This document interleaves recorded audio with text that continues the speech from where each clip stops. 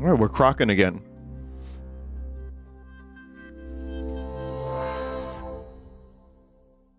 What's the beef with GOG? GOG just doesn't have as many features as Steam.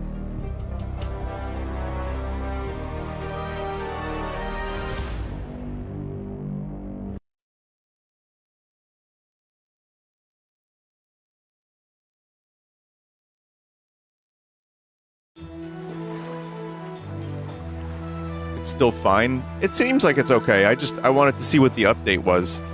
I didn't have an easy way to do that. It's fine. Sorry.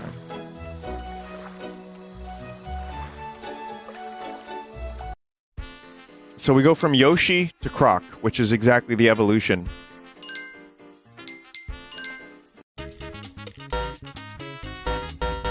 Great noise.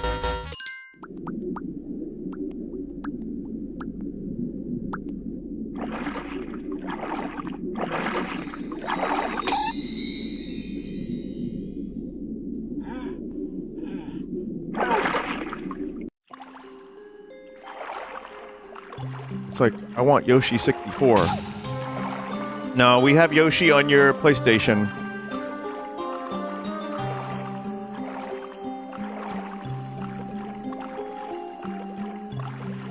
Normally, I like the old graphics, maybe a little bit better, but in the underwater areas, the remaster stuff is really good.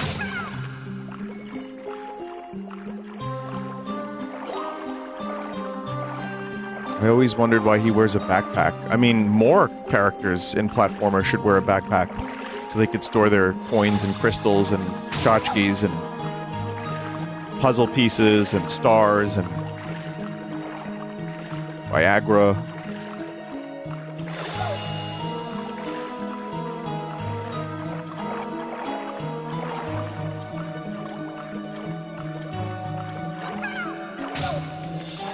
That's what the butt is for. That's true, but then they would be the butt of many jokes. Shit. Oh, man.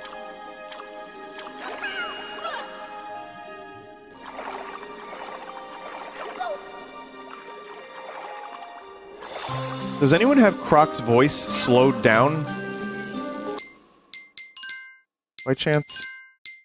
Like, at the original pitch?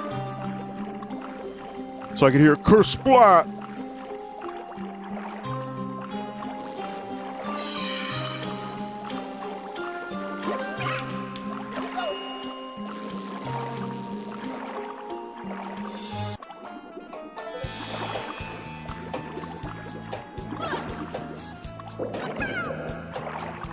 Shit. Oh, man. Pain.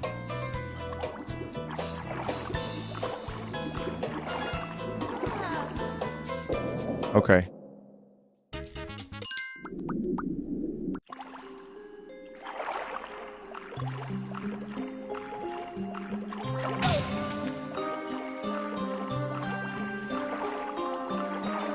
Neptuna? Yeah, that's funny. I'm pretty sure, there's a Pixie song where he says, "Oh, old Neptuna's only daughter. Crack, crack, crackety Jones."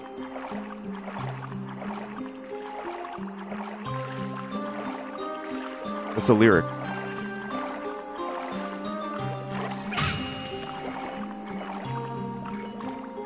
Neptua. I definitely didn't say that.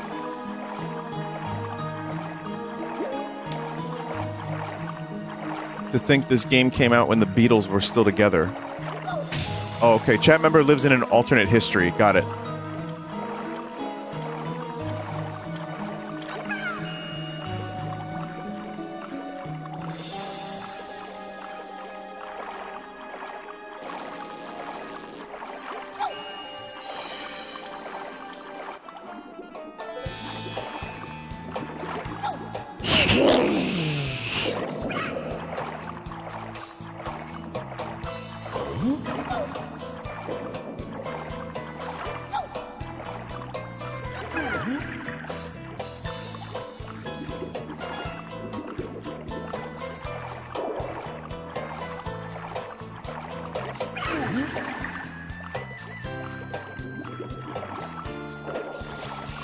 No.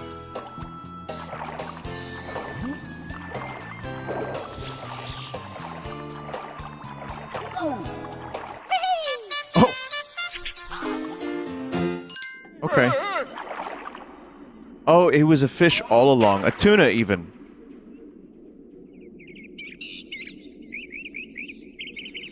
I don't think I 100%ed that level, chat. I missed the flowers, the red coins, and the stars.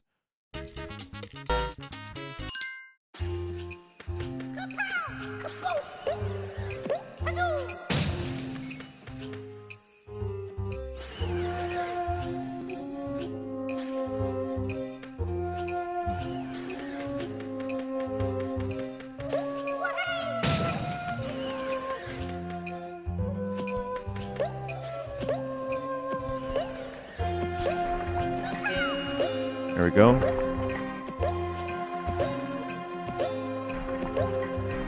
Let me grab that little fella.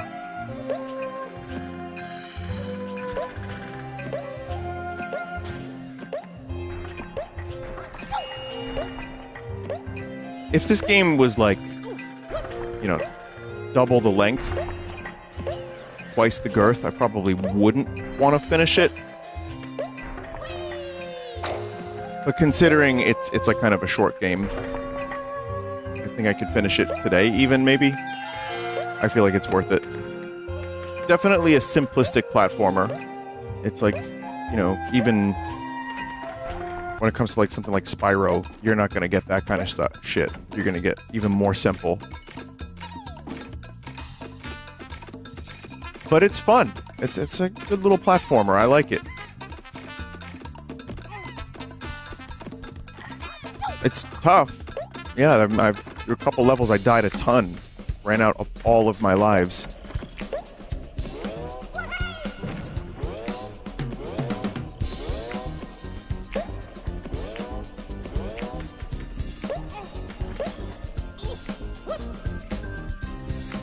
What's your favorite 90s animal fella mascot in terms of design or gameplay?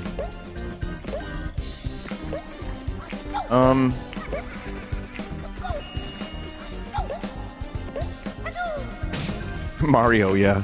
It's my favorite creature. I mean, usually Banjo. I just love Banjo-Kazooie so much. Spyro, I didn't play in the 90s, but that became the remakes proved to me that those games were, like, incredible.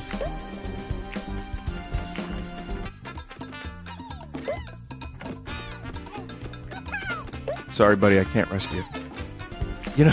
You know what, chat? There's a perfect moment for this I would like to share with you. I should have had this prepared, but here.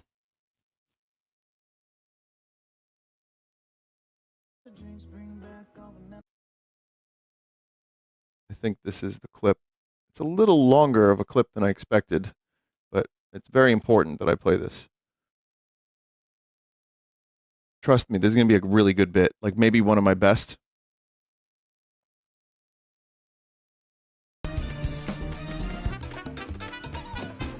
Oh no, it looks like I cannot rescue you. Well, that's a shame. The drinks bring back all the memories, and the memories bring back your... I won't forget you, buddy.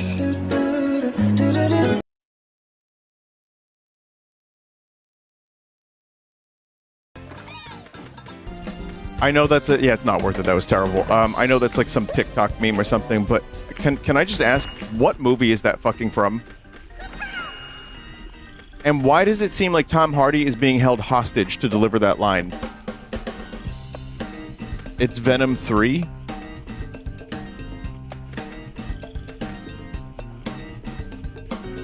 I won't forget you, buddy.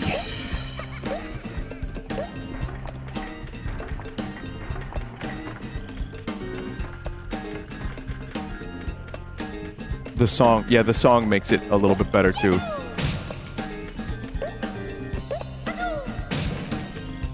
What was the name of the Pimps Don't Commit Suicide movie? That is Southland Tales, starring Dwayne the Cock Johnson.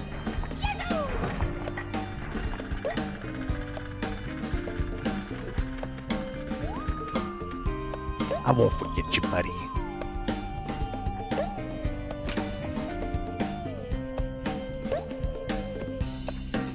I actually would like to never watch that movie, so I never get context. I just don't want to know why that music is playing and why he's delivering that line like that. I don't want to. And then that smile, man. And you know what's weird about Tom Hardy? I kind of for a while felt like he was one of the best actors of his kind. And now he just makes Venom movies. Like, he really seemed like he was gonna be one of the, like, the big actors of his generation.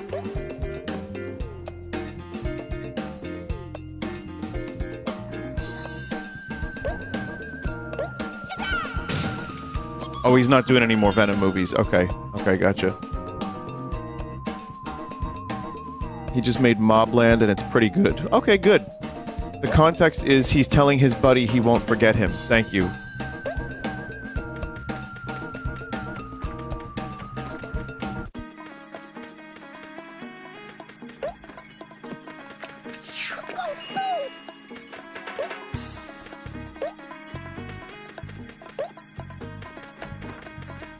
I've seen Super Kiwi 64, yeah. I played it, even. Like an earlier demo, but yeah.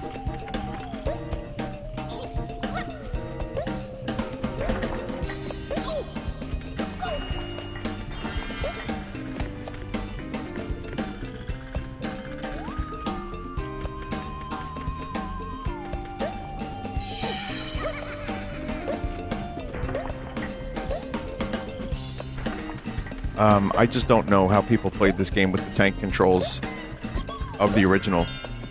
What brave souls existed in the 90s that played this with its original control scheme? Holy fuck.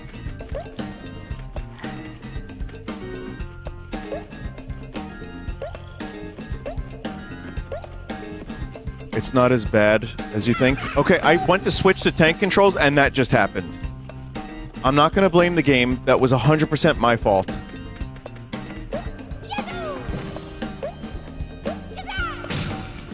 Back then, we learned to drive our characters. See, that would have been tough for me, because I didn't play a lot of PlayStation 1 platformers. But going from Mario 64 to any of the PlayStation platformers at the time would have been... Well, maybe not any, but Bubsy 3D comes to mind. I think it would have been tough to go back from that.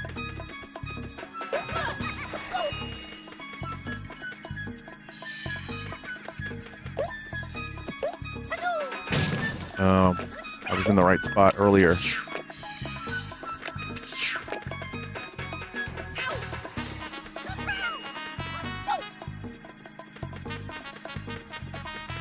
Crash Bandicoot wasn't bad on PlayStation. No tank controls. No, you know what? I played Crash. I had a lot of Crash demos. I might have even played the full game. I just didn't care for it. It just annoyed me when I would go to make jumps and I would like be off by like a millinano inch.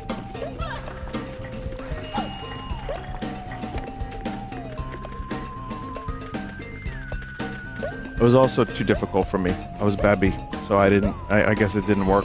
And then, like I said, I played Crash 4 and it really, really frustrated me.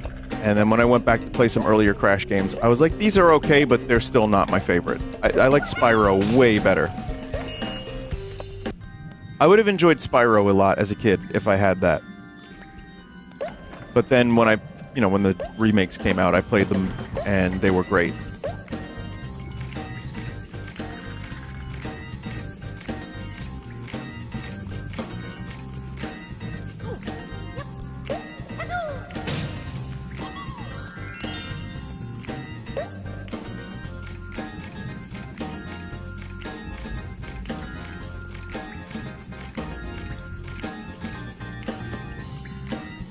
Do I have all of them? I'm missing one.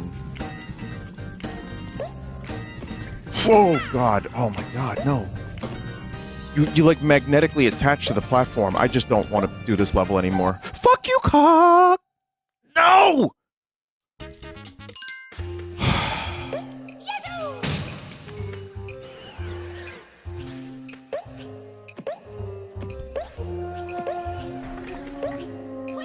That was fucking awful. Croc dev heard you cock out. I said Croc. I said fuck you, Croc. I didn't mean it. I was just angry. God damn it. How does this keep happening? When I played this game last week, I also said something rather uncouth and disturbing because I was dying in the game. What is that? Come on.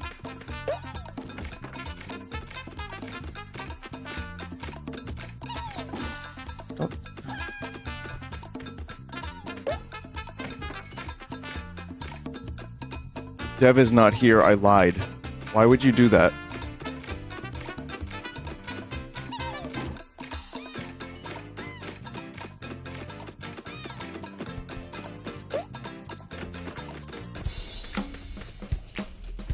Do you think you ever genuinely alienated a dev outside of the recent incident? Are you talking about Croc? I don't think... Yeah, I don't know. Have I? Yeah, of course. Absolutely. Yeah.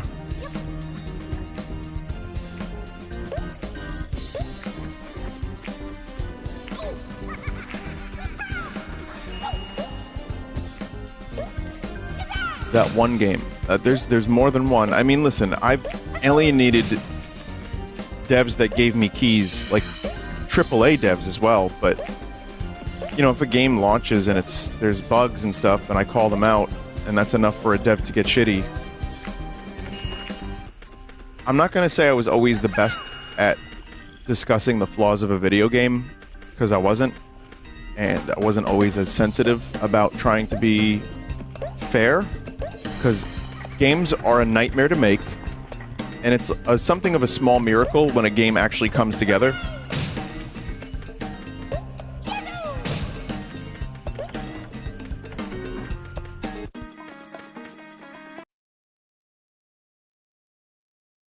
Oh, Psychopomp. Well, again, the thing is, it's crazy is, I liked the game.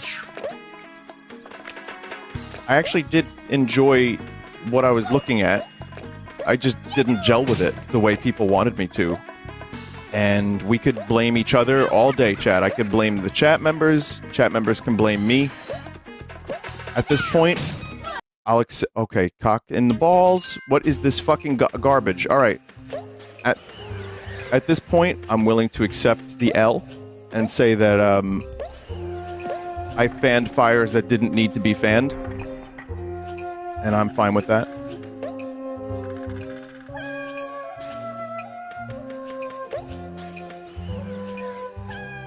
But yeah, I mean, I could also...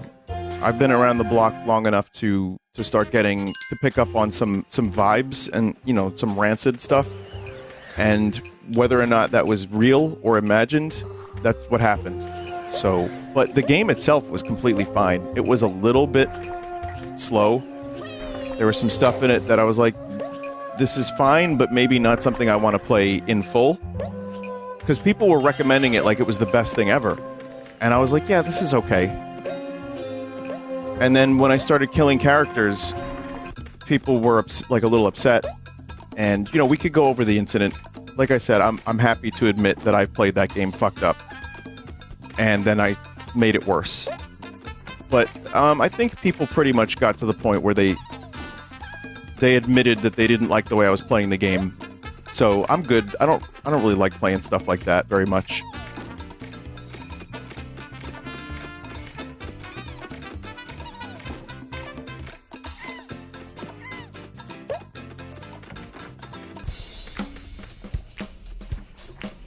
He killed Toriel. I did kill Toriel, that's true. Yeah, in my full playthrough of Undertruth. Good bit. But no, I mean, listen, also, the way I may criticize a game, I'm not, like, always good. And I want to make sure when I play a game, I can be fair about it and be like, well, yeah, it's probably tough to make something like this. I wish it was better. Sometimes it's kind of obvious where a game could improve, and sometimes it's just a difference of opinion.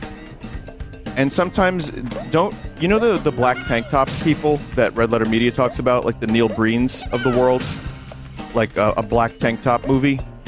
That happens in games too, and sometimes it's hard to give constructive criticism because the black tank top is on.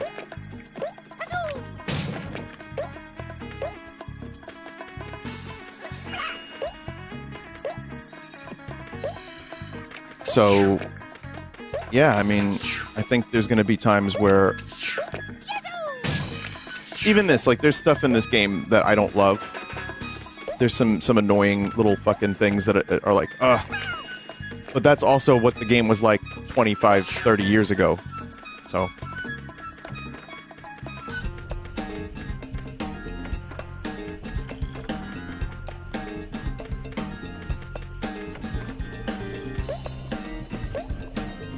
But also, if you've been working on a game, like, let's say, whether or not you're the remake team, or, you know, Croc was your baby growing up.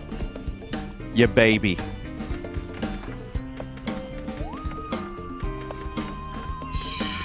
I have to get the silver key as well. I wish the keys were color coordinated properly. Maybe they are, and I'm just not noticing it. Alright, we'll get the other one. You have to loop around for the key. But yeah, I mean, it's up to a dev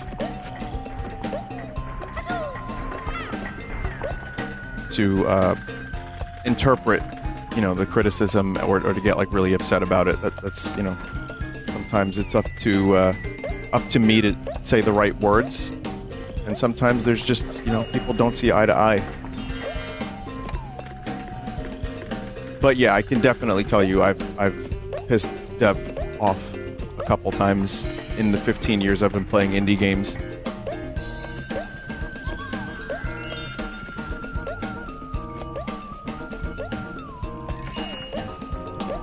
The Half-Life 2 RTX thing, for example, I had some criticisms of the lighting because I felt like it started to look very much contrary to what I thought Half-Life 2 should look like in a couple spots. And the devs were like, oh god. Some of them were in chat, and they were like, this is not final, it's going to be changed, it's going to be worked on. And there's a new version of Half-Life 2 RTX, and you know what? It looks a lot better.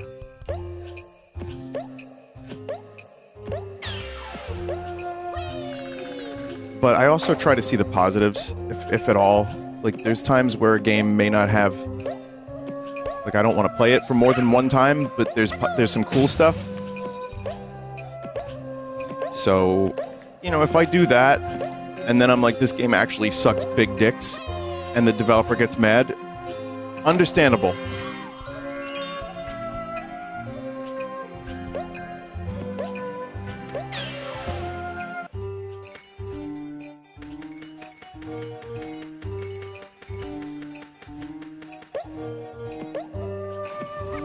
Just make better games, forehead. Yeah, well, it's not easy. God, game dev is not easy.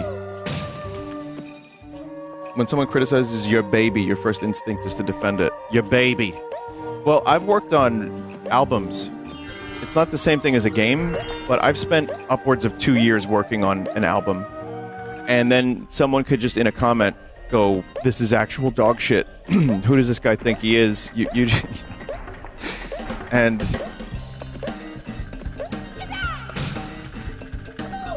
I mean, it's part of the creative expression of releasing something. Even, there are people that were out there saying Dark Side of the Moon was trash.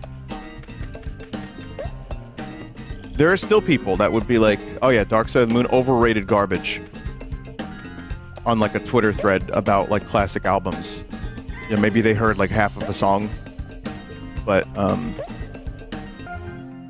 when you release something into the world, and you work hard on it, you want it to do well, but that's not life. So your heart must harden. And the thing about criticism, too, is it can actually... And I'm just... Excuse me for vomiting, for word vomiting, and if this is a boring conversation to talk about while I'm playing Croc. I apologize. But you know what?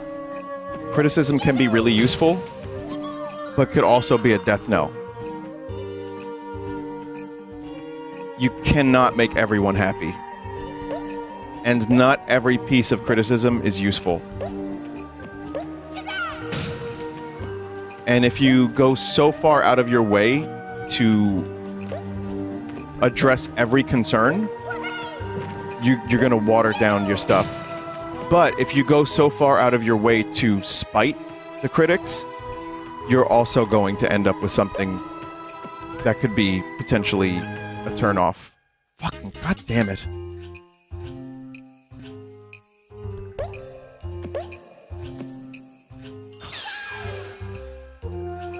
Why do we still have lives?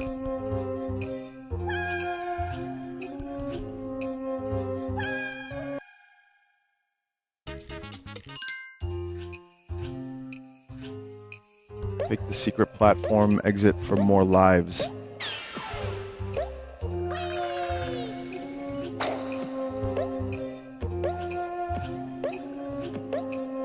Vinny, that's the deepest shit I ever heard.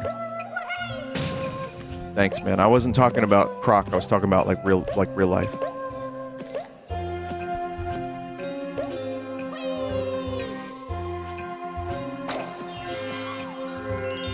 Someone said, I saw a video on YouTube that was a 9-hour critique of Phantom Menace. Every single scene basically got a breakdown. Way overkill for sure. On the world's most criticized film, too. I did see that, I think. I'm pretty sure I watched that, but it was like background noise kind of shit. And it's like, yeah. Phantom Menace is a pretty divisive movie. And at this point, you just have to go with it and just say, you know what? It is what it is, and it's silly, and it's got some baffling decisions in it. Enjoy it. Or don't. But yeah, 9 hours is fucking crazy for Phantom Menace. And by the way, the crazy thing is, here's the thing. I think I watched that, and I remembered none of it. So, that is all gone. All of that information is just gone.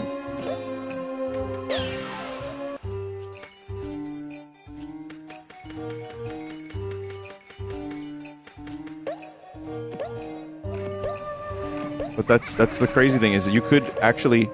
Any one of you right now could make a 12-hour critique of Phantom Menace right now.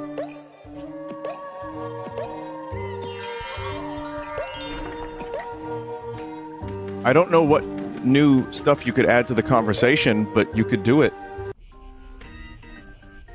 42-hour documentary of the Beverly Hillbillies. Holy fucking shit. Is it that deep? Them hillbillies, are they? I don't know, maybe there's a lot more to them than I remember. Shit.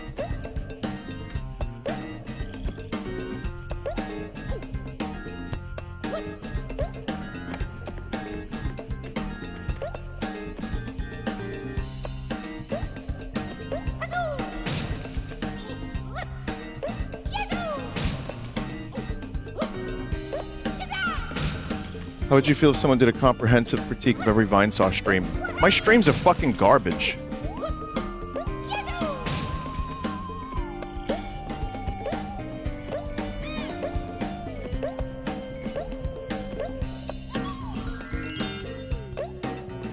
I would never watch that. They would... Like, I can only kind of be who I am. You know, I could pretend to be someone else. But it's funny because... This is the most low-effort thing anyone can do, is just hit live with a video game. Imagine if I took critique of that, and it was like, oh god, fuck, what am I gonna do? What am I gonna do? Shit! Gotta fucking play the game better and talk about fucking Fortnite. Shit! Every Vinesauce stream, so it's like 10,000 hours long. No, it's like several years long.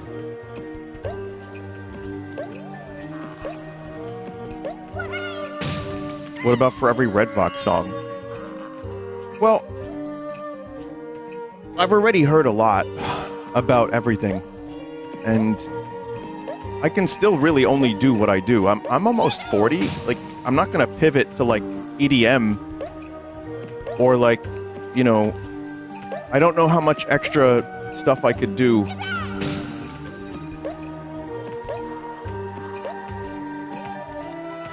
I'm already, you know, by doing shows where we're improving a little bit. My singing is getting a little better here and there. My playing is getting a little better. I feel really good about the next batch of songs. But, I mean, I'm playing a genre that's, for all intents and purposes, kind of, like, defunct for a lot of people. So I'm not exactly out here trying to impress, like, everyone. You know? Just kind of doing my thing. If people like it, they like it. We're playing a 150-person venue on Friday, and it sold out in a day. So, to me, that's like a pretty fucking massive success. I feel really good about that. And that's it. If that's all it ever is, that's phenomenal. Like, I'm good with that. I'm really, you know, I'm really happy. But if someone, you know, issues, like, if there's, like, a critique of every song, like, oh, he could have went to this note, or he could have sang this, or this lyric is shallow and pedantic and insists upon itself.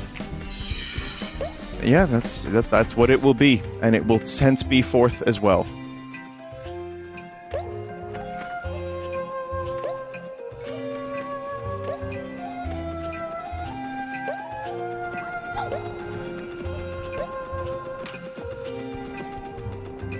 God. Oh god. Oh god. Elmo, please.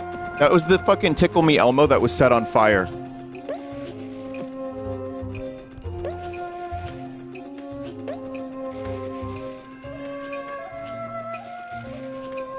Oh, come on, no! Would you ever do a Beck-style album a la Garbage Land? Maybe not a full album.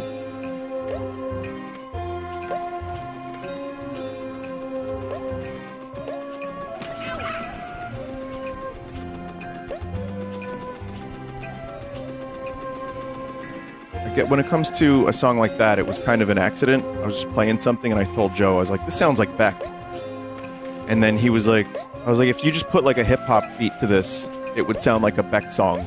And then he literally just loaded up a hip-hop beat, and then we just did it in like a day and a half. So it was kind of an accident. I didn't say to myself, I shall now write a Beck song.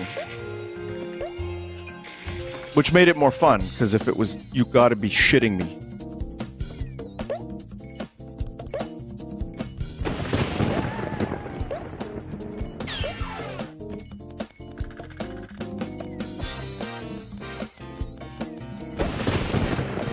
If I die, I have to do the whole level all over again. I really don't want to do that, chat.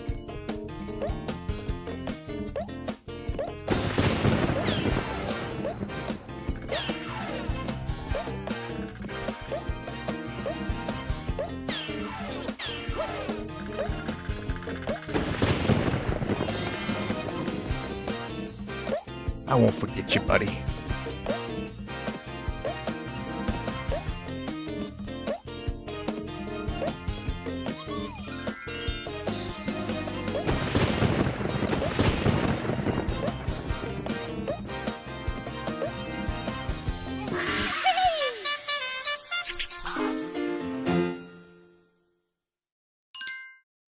The original had like 4-second load times, so falling off and dying isn't really accounted for.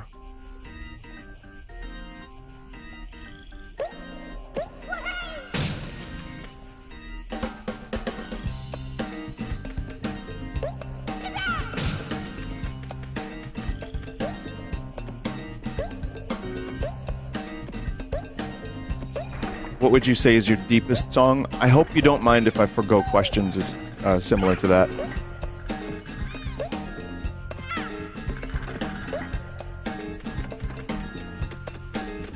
Yeah, I don't think that's something that you want to hear me talk about necessarily, or would it be something I would even want to start thinking about? But here, look, I'll give the comedy answer, and I'll say Vomit in the Ball Pit. Or, if you want to talk about deep in another way, Roid Rage.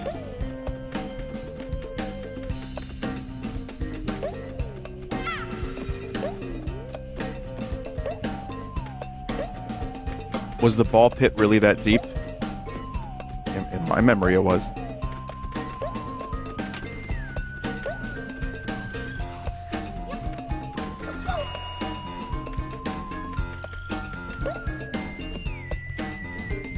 Between the cheeks of love was pretty deep. See, now we're on the right track.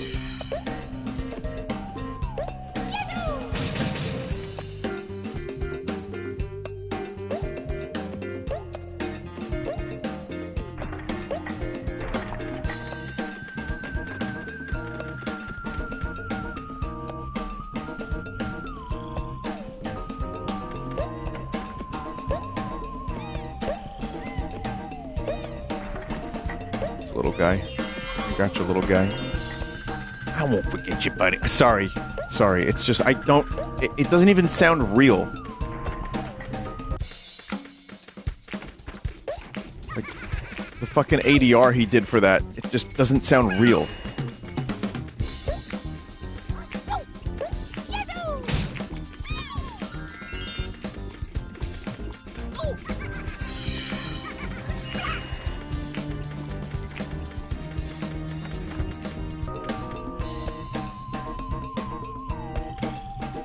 Lava chicken.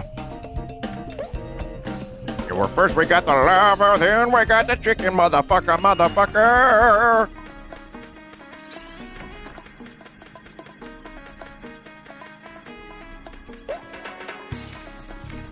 Makes $30 million opening night.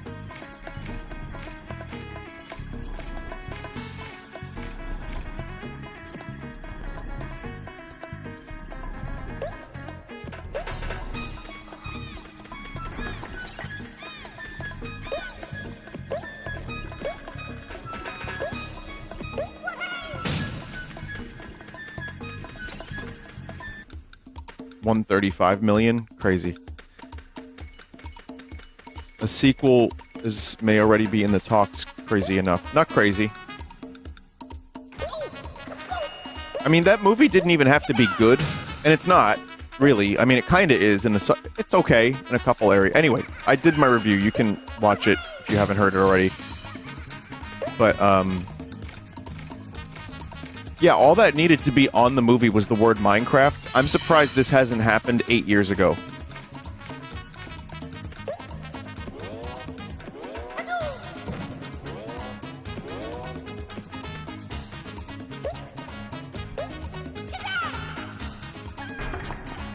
Okay. I don't even know what happened there. What happened, chat? Why did it kill? I died?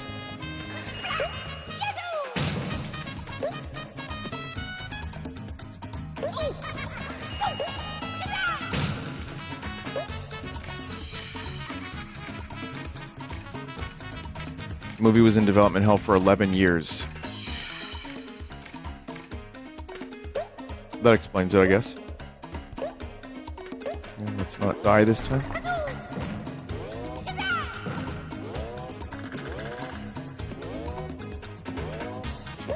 Did you ever watch Devil May Cry on Netflix? No. Not really interested.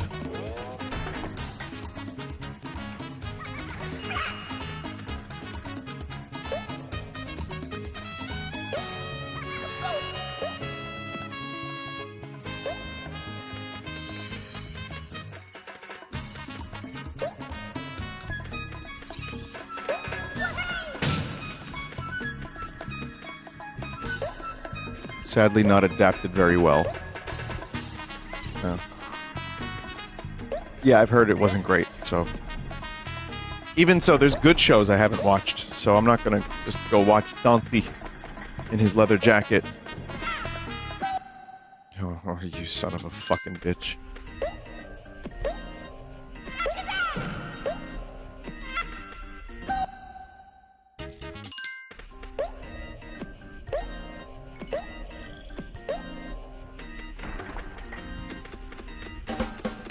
Consider farming some lives? Where do you even do that? I don't know. Is there like a special life farming spot?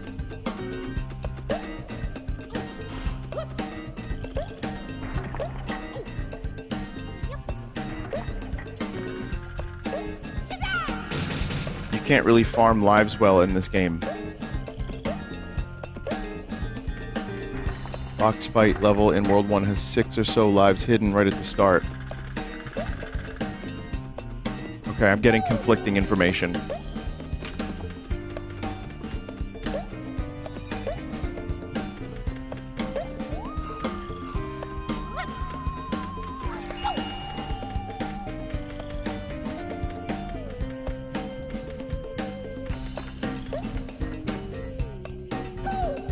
Great. Yeah, there's like jump jank in this game.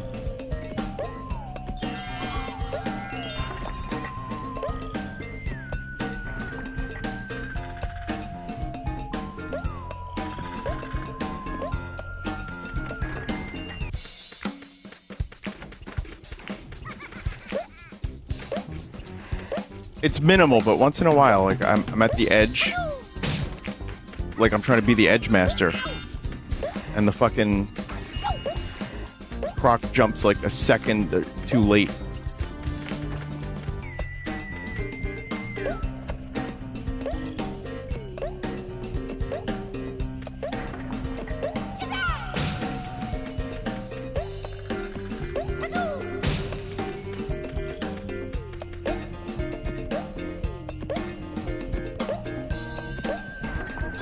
You gotta be eating balls.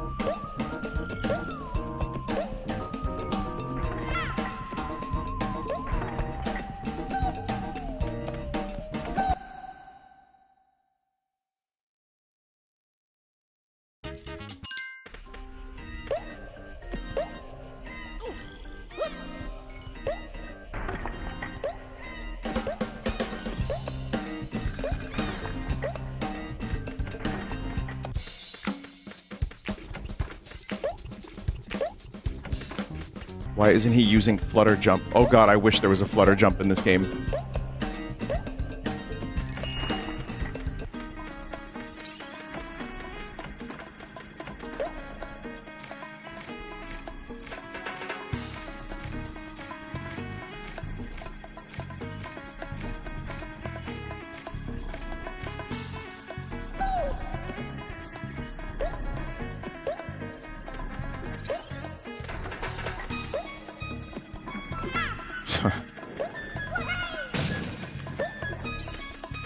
Oh.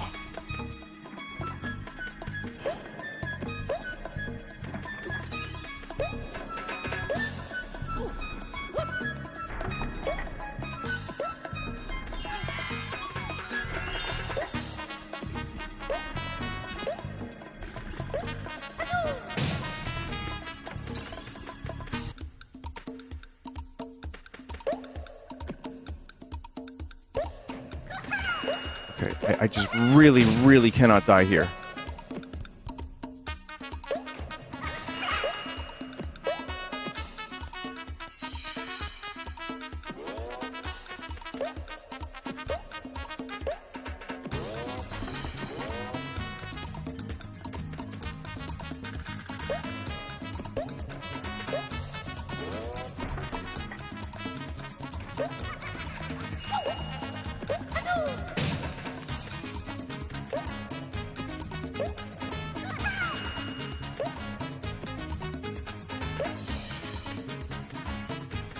The hit animation on enemies is profoundly unsatisfying.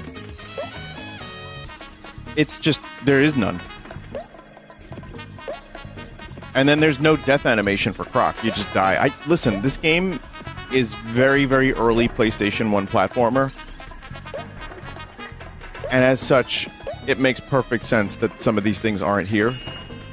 But it just feels unfinished. It's a faithful remake. It's not even a remake, it's just a remaster. I mean, you know, it's not really... I mean, the controls are the best part. Obviously, resolution, frame rates, all that, of course. But yeah, the controls being not tank controls are huge.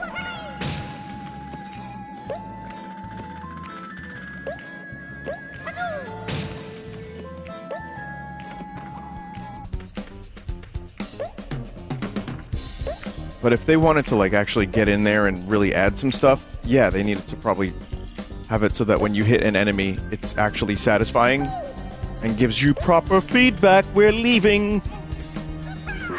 We're leaving.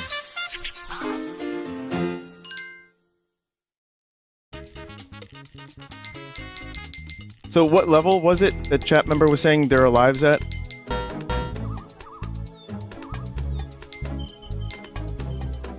In World 1, boxing level 1v2, there's a stone right at the start you can enter.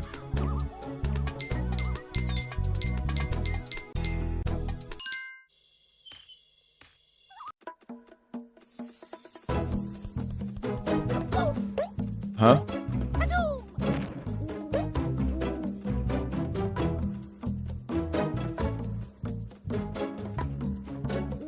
You can break, there's a stone right at the start, you can break to enter.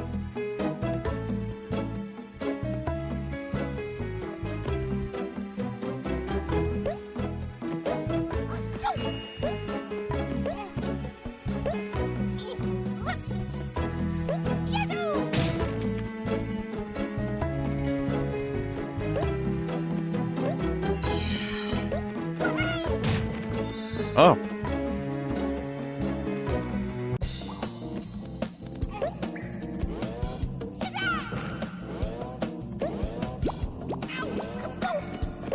Oh, that's why.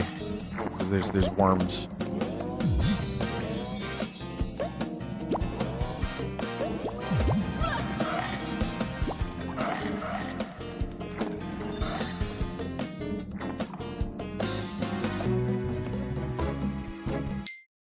Croc has worms. Do you get to keep the lives? You do.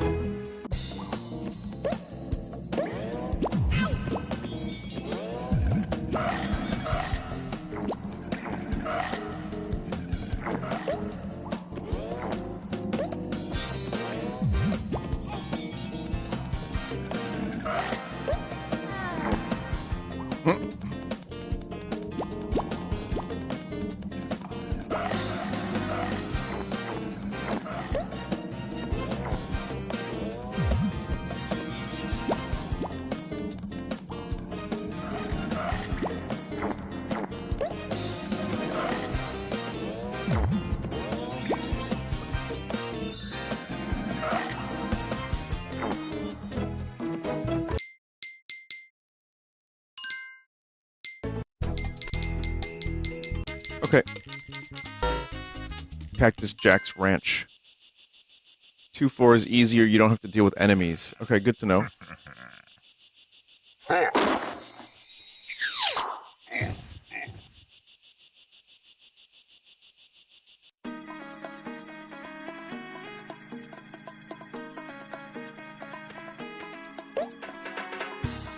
Very nice! Man, you do kind of magnetically attach to the platforms. It's very, very weird. For a game that doesn't really hold your hand too much in terms of the jumping, at least, like that,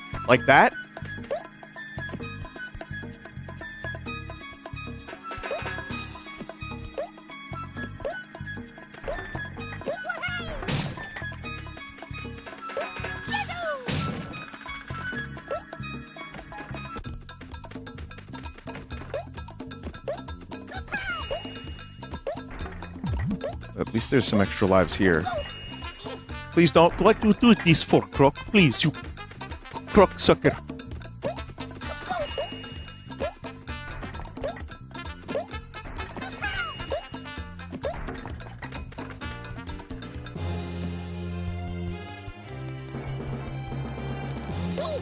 Oh. I'll just keep getting that one.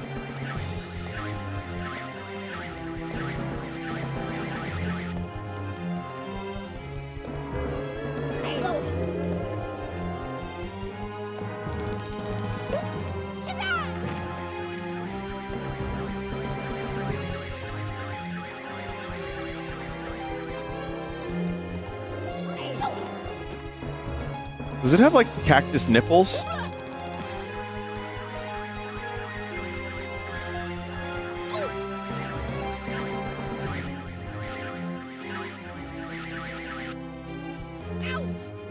Chad, I'm telling you. Look, look, look, there they are. There they are.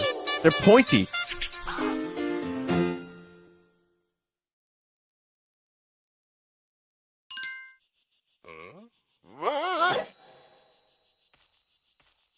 Oh.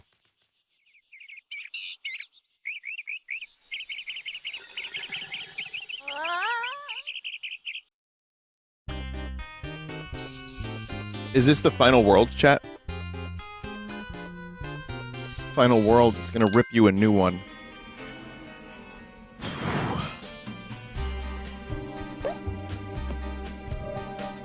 I'm not gonna even bother going for the, bonus shit.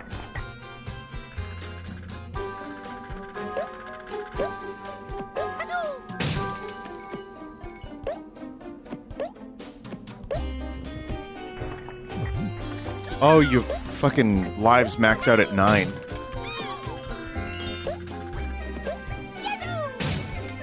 There's an extra world like Yoshi. Yeah, apparently if you get all the stuff, you can unlock some new levels.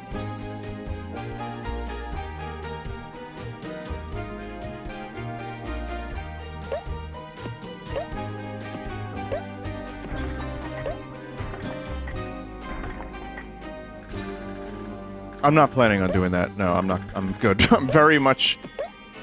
very good. Thank you.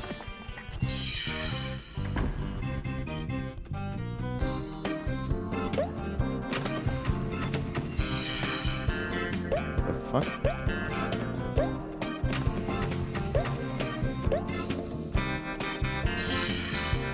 What?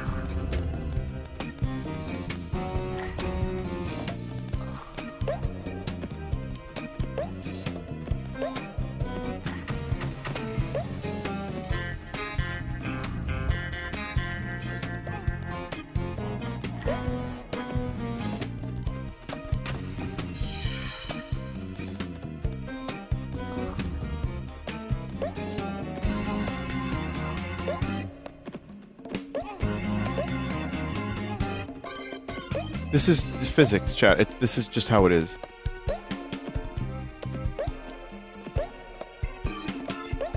Wait, I should be able to grab onto that. Motherfucker.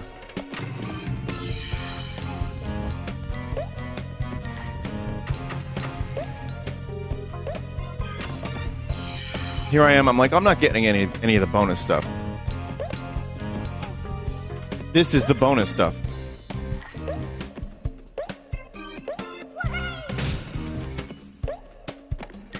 That wasn't bonus stuff, that was actually mandatory. Mandatory fun.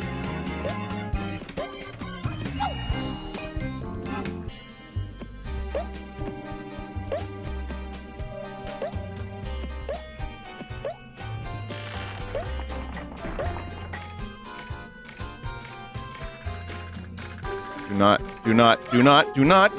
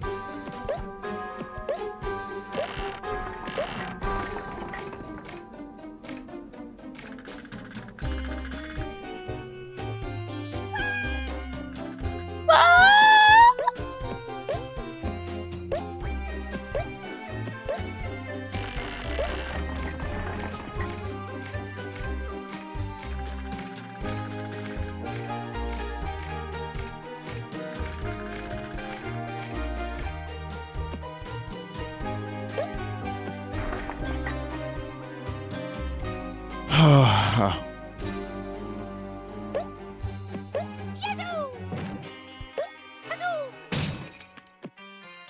I need a drink.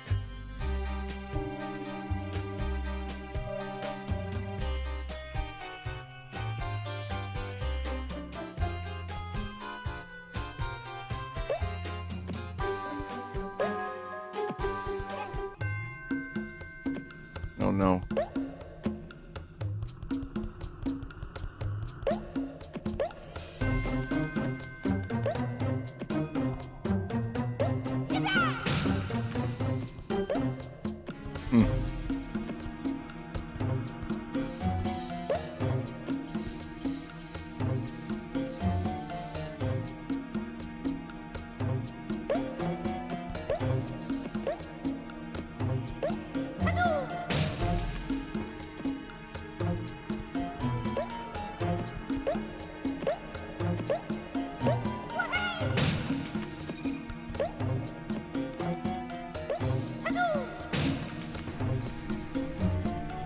Well, I guess now it's Clock. Legend of Gobbos. Have you played any of the tactic games, even just a demo or a corruption? I played it on a forgotten Mascot segment that I did!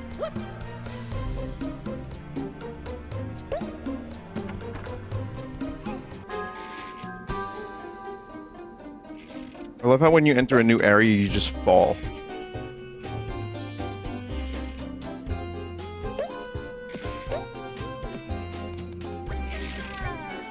That's cool.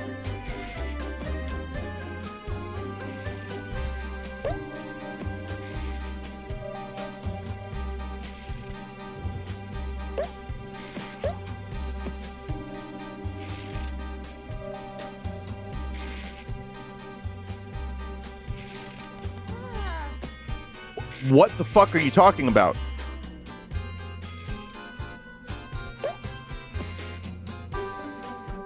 Can we get a clip of that?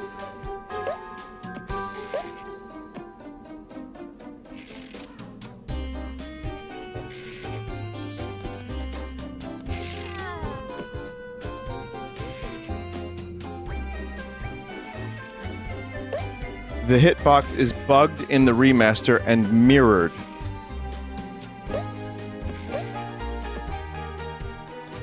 That can't be. How?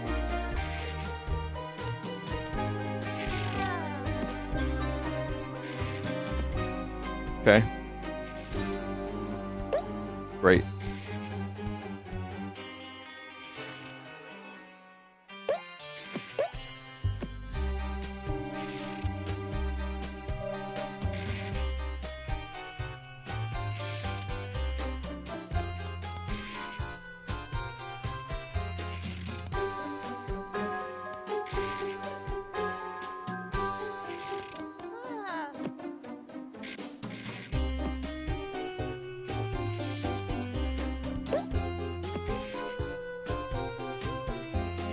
Well, about to lose all my lives.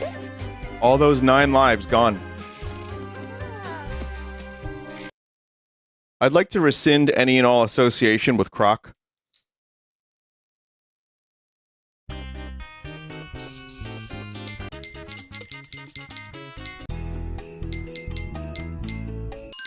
Where's the lives in this one?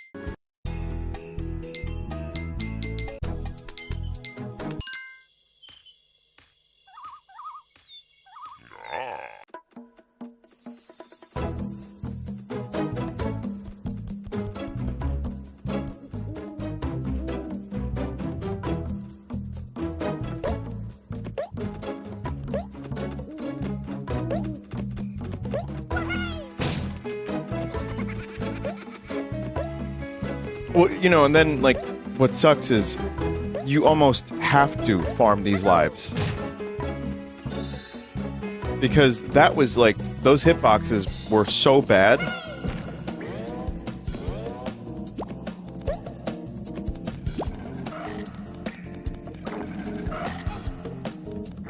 That I wouldn't feel comfortable going in there with less than 20 lives at this point.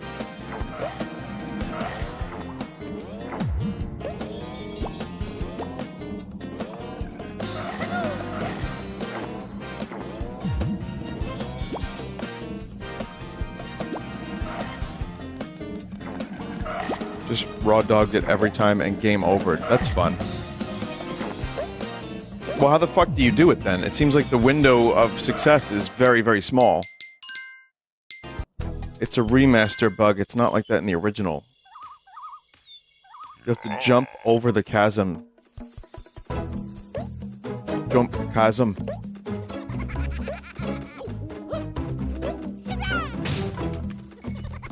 Did you switch back to the original? No, I'm doing... You can press select, and you can see the difference.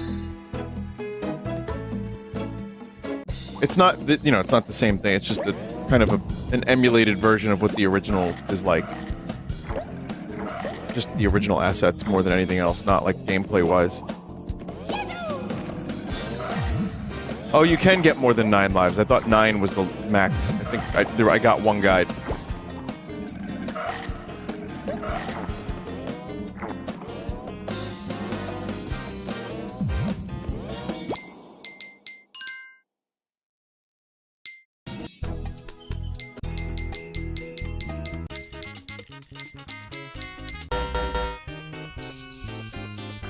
Box in Space raid? Oh, wow.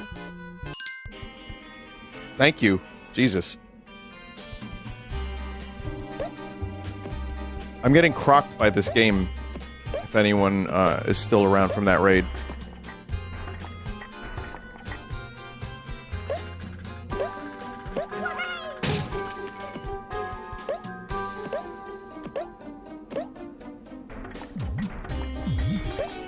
Okay, surely that's enough lives.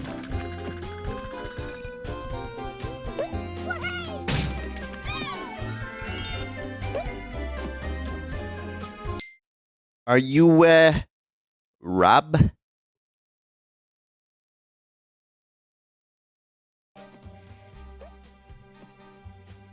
I'm watching someone's video that someone linked in chat. You literally, you gotta jump. You have to jump at the last second. Okay.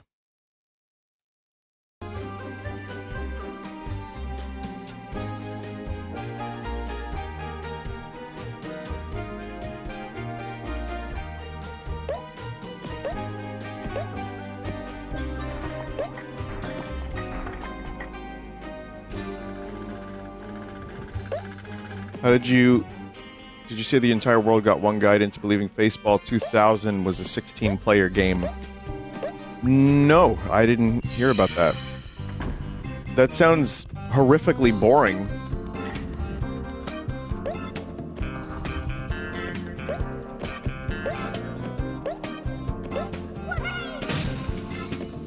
It is a 16-player game.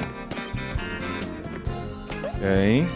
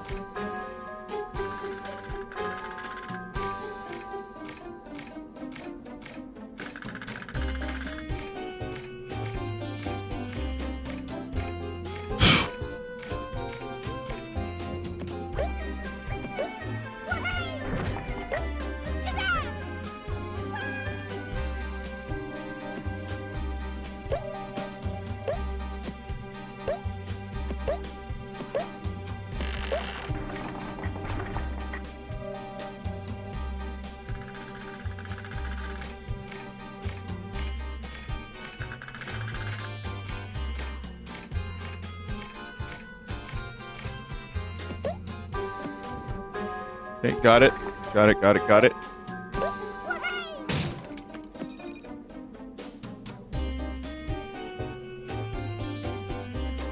There's got to be a secret of some kind on the other side of this tower, but whatever. Oh god, I forgot how much of this level there was before that part.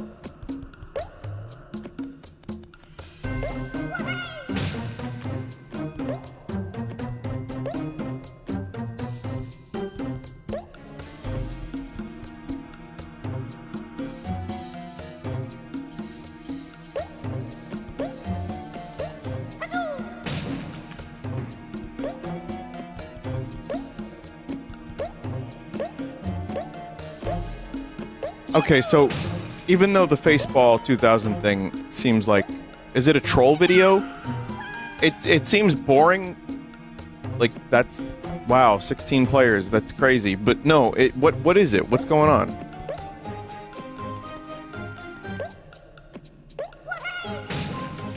It's real. It's actually pretty interesting. The 16-player mode is hidden. You need a custom special link cable set up to use it. Okay.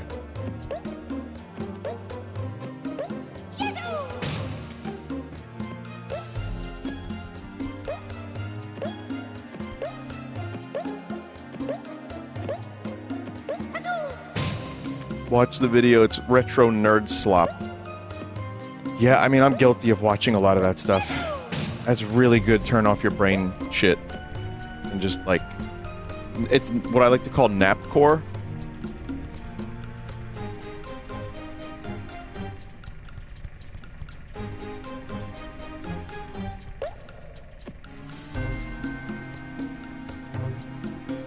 We're just calling everything slop now, huh? Oh yeah, no, this is Croc slop.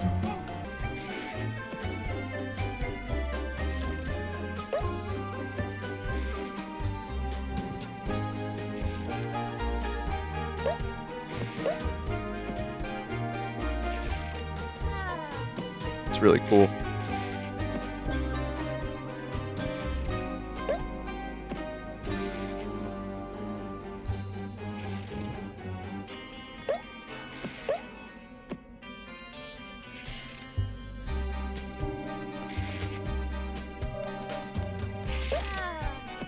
Really cool.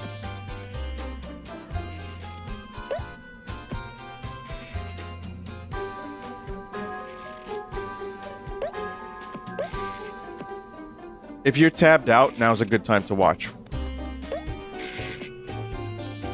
Never mind. No, you can continue tabbing out. I just completed it. The world's shittiest hitbox.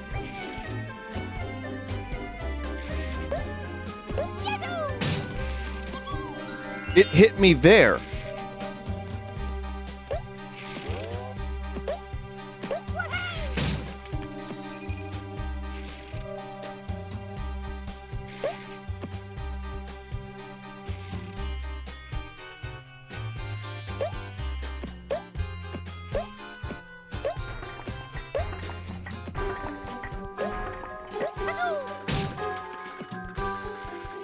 Probably not the last ball either. Oh, I hope it is.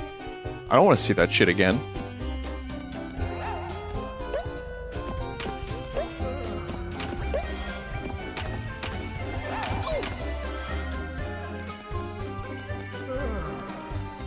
The fuck is this?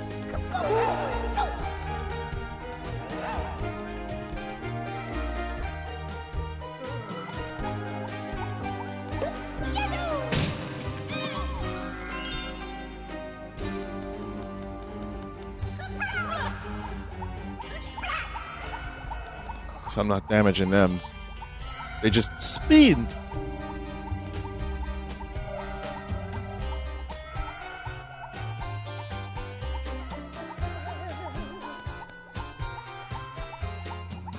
Really, dog?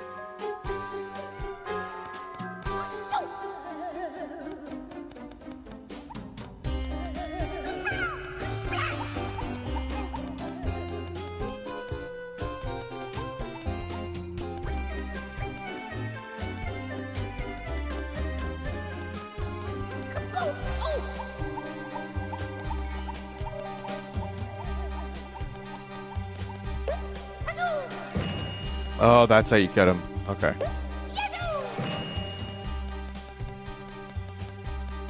Vinny, the buttons. Yeah, but this Muppet will fucking kill me.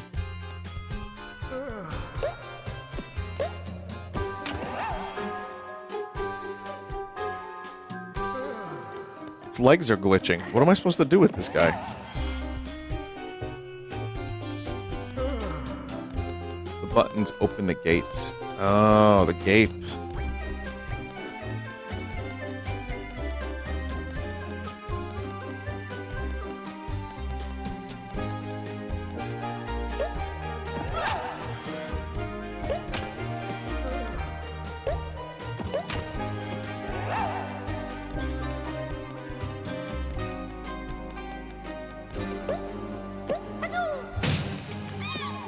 Someone says, how do people IRL react when you say shit like that?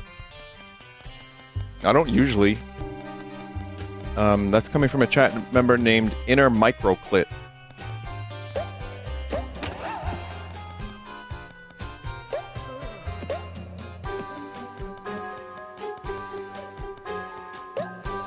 Yeah, I don't usually say stuff like that.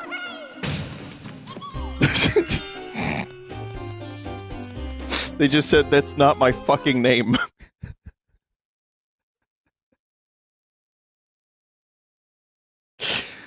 It's not.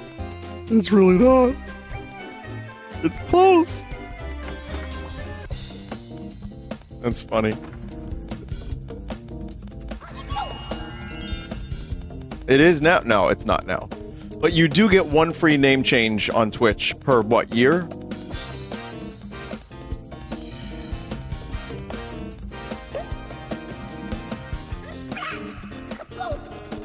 Every 6 months. Okay, that's an unrelated piece of information.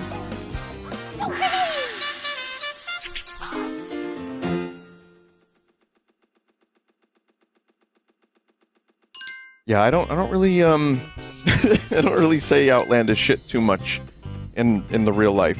It's just when I'm, you know, streaming.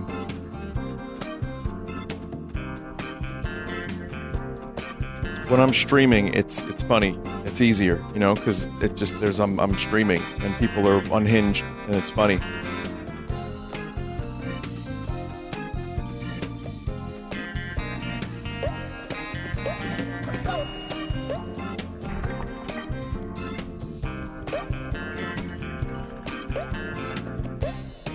What's your opinion on the music in this game? Some of it is pretty good. Some of it is better than pretty good, and some of it is there.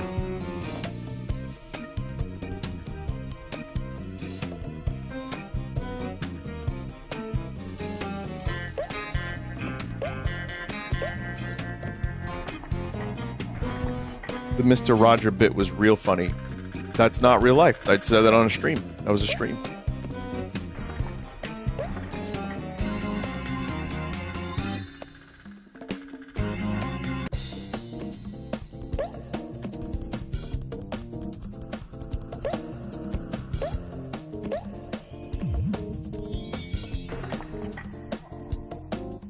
You said that in a call full of real people.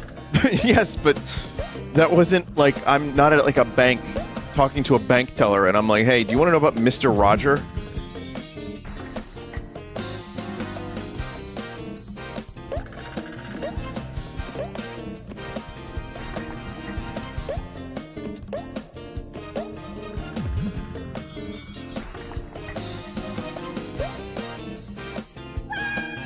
That's cool.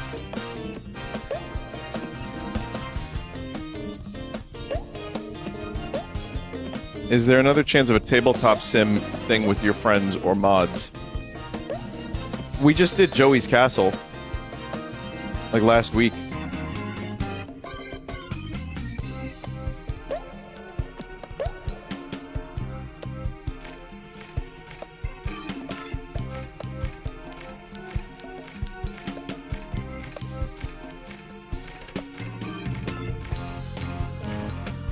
Please invite the Swiss girl again. She was flabbergasted the entire time. I believe she was Swedish, but calling her the Swiss girl is very funny.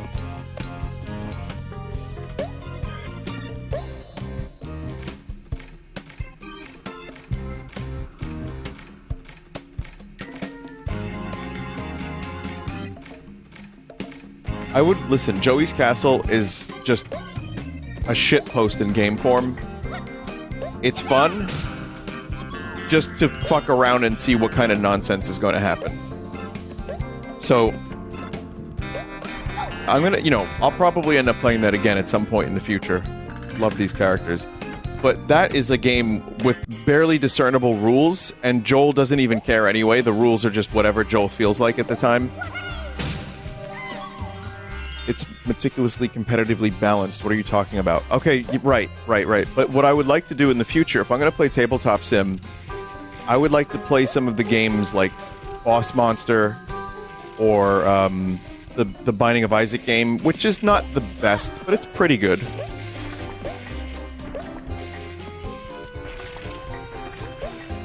I actually have a physical version of that, too. I like Four Souls. Yeah, I enjoyed it. I think I would play that with friends. But I just remember the game itself taking forever. I don't know if it's... there's a way to, like, fuck around with that. What about D&D? I've never played D&D or Warhammer. I don't have the patience for that. I really, really don't. Tabletop in that way is just not for me. I'm sorry.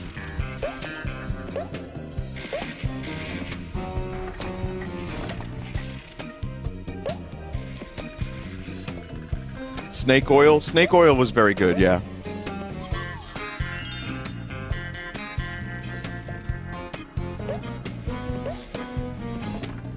I also like a board game or a card game that takes an hour, 2 hours at most. And I could just, like, you know, set up the cards, the board, play for an hour to 2 hours, and then we're good. And then we can play another game later.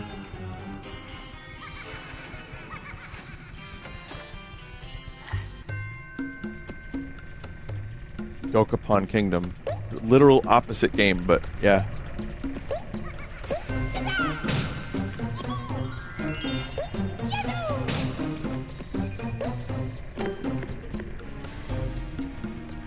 But, you know, I played Wingspan. That was fun.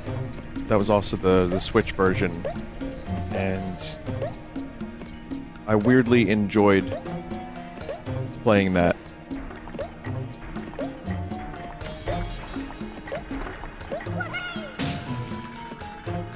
And then, like, I have some card games and board games that I've never played. Because I had a phase where I was gonna, like, you know, play them, and then that didn't happen.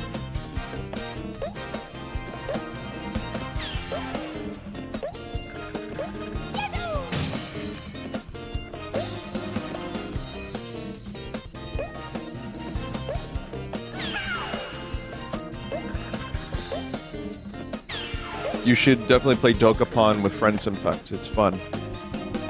I played Dokapon on the Wii years ago, and there was no end in sight.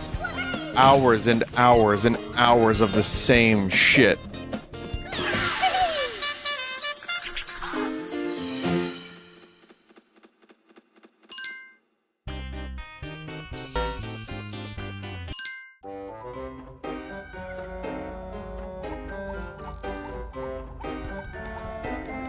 I know they did like a Switch remake of Dokapon, but I really, the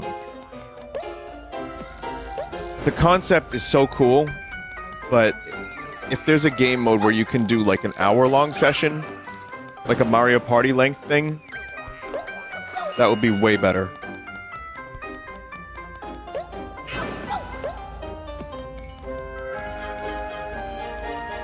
There is. Oh, okay, that's cool.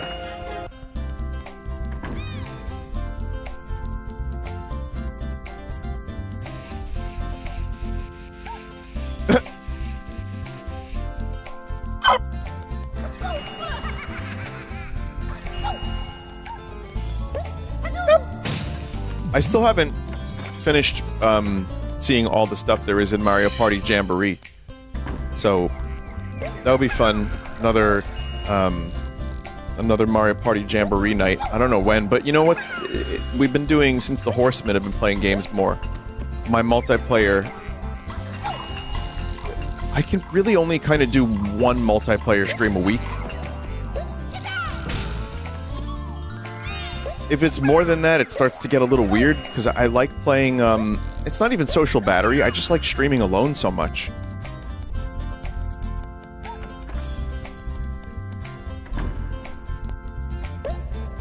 So I'm hoping one day, I mean, you know, Lucy did the last Mario Party Jamboree session. And I was like, maybe we could do something again, see what Charlie Slimesicle's up to. You know, whoever else could be, you know, like someone like Criken, Imakuni, whoever. Ray. Oh yeah, Ray would be fun. Anyone, really. I mean, it's just a good time. But it's hard to organize these things. Like, life happens, shit goes down. And then, when you have people across the fucking world, it's hard to find a good time.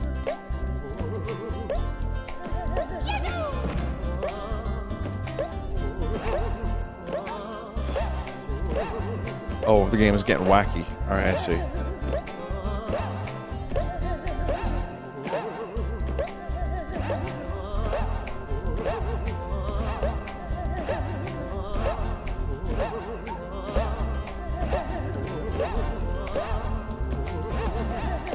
Wait, is this the whole fucking thing? Oh.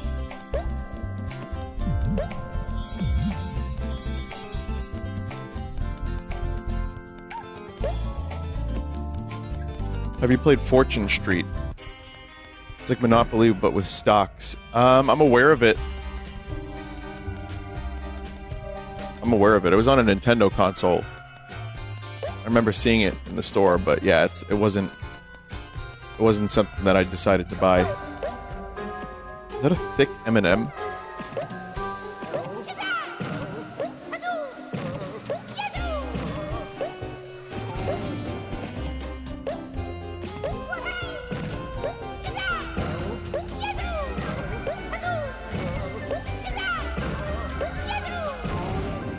First stocks, now inflation. Oh yeah, seriously.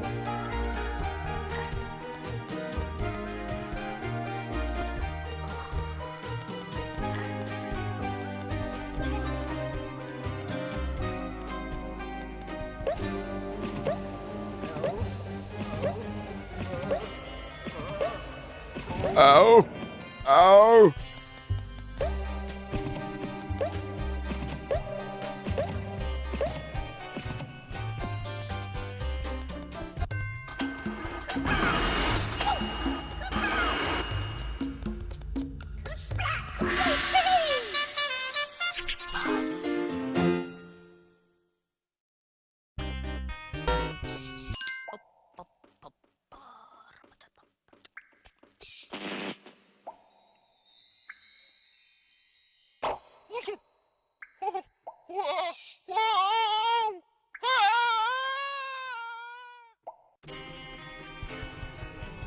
It's wacky.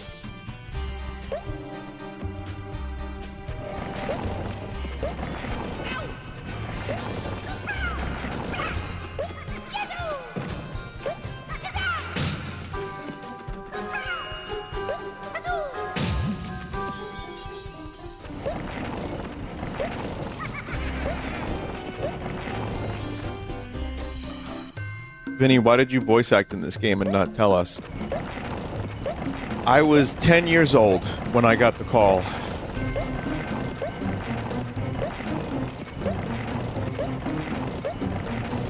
They said, "Hey kid, we saw you. We saw you play your Zelda game."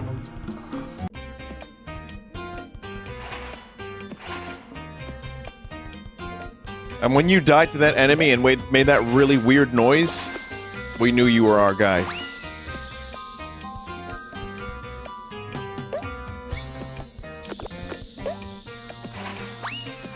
You could be the next McSwoley Bulkin.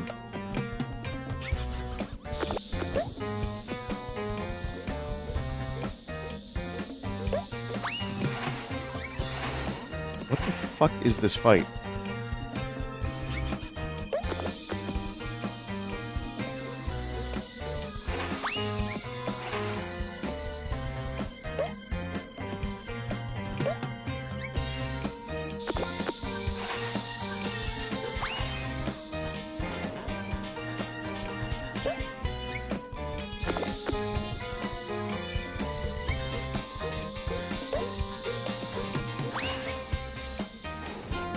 Okay. So I just said pure Gorm. That would be the name of my platformer if I made one. Pure Gorm.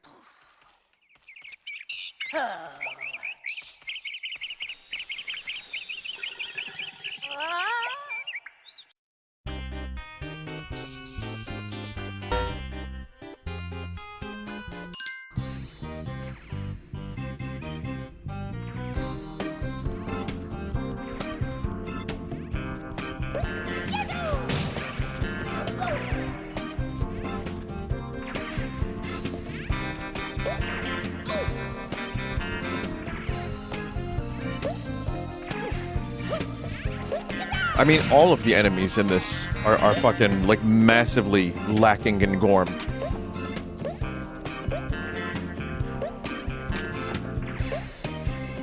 When does your secret penis costume arrive? I didn't order it.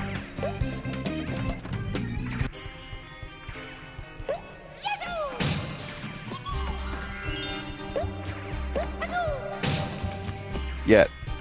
There's gonna be people very confused by that sentence.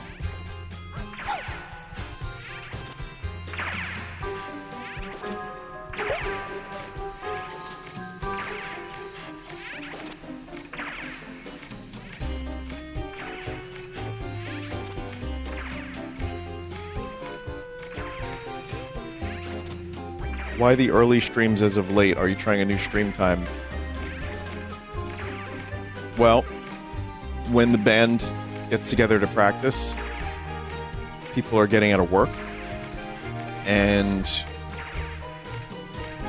I have the choice of just not streaming at all and doing practice at, like, you know, in the evening, or I can stream early and then do my practice later. Man, gets asked a lot. Yeah. Well, I mean, I guess it's confusing if I'm used to streaming. People are used to me streaming at a certain time for years. And then here I am early twice a week. Like I said, if it was up to me, I would just stick to my usual time because that's when people know to find me. And that's, you know, it's established.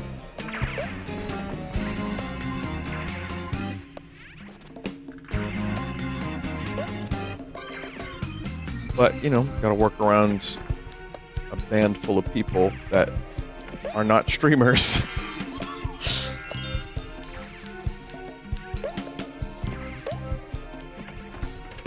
I mean, even when Mike was doing stuff, and it was really tough for him. Because not only was his health fucked up, but it was cutting into his streaming, and then he would, like, go home from a practice feeling, like, not good. From the drumming, like he'd feel all fucked up, and then he would just not be able to stream that whole day.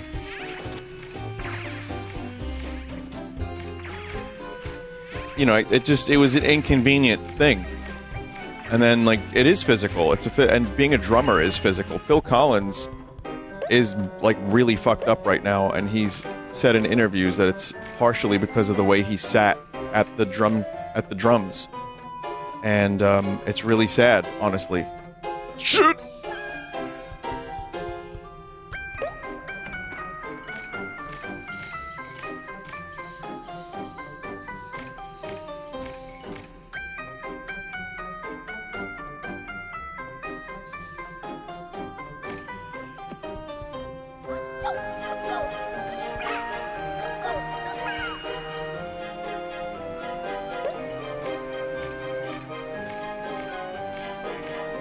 Didn't Joey Jordison basically paralyze himself?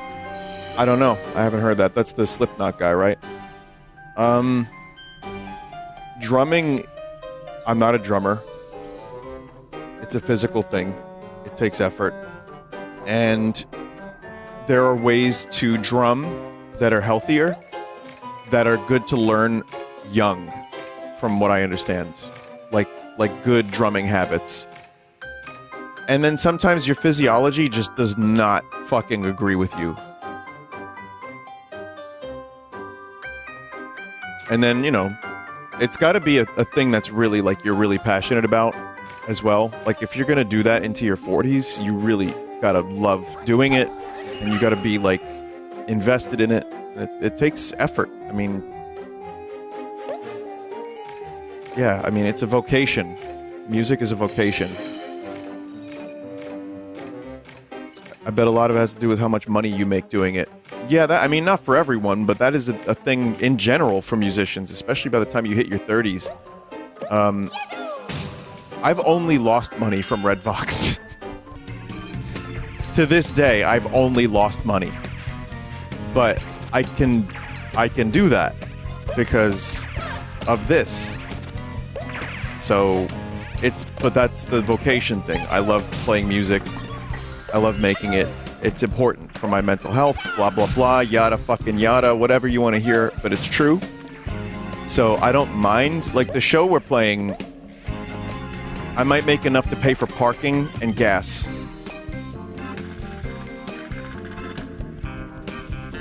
The one on Friday. And it's the same for everyone, because I have to pay the opener, I have to pay the guys, and I'm happy to do so. I'm not, like, doing this to make a buck. As long as it pays for, like I said, as long as it pays for parking and gas, I'm happy. Maybe dinner?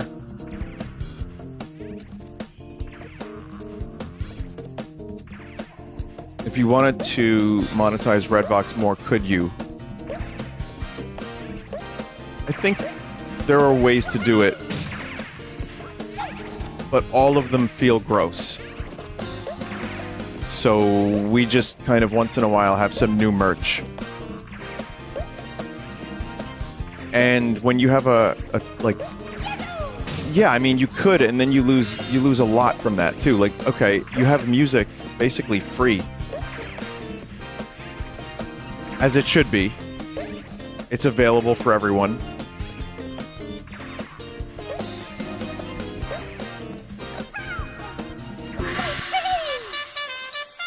And overcharging for music at this point in time is like a death knell for an artist.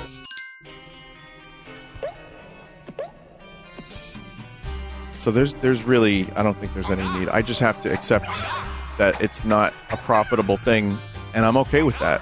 As long as I can afford it, and I can.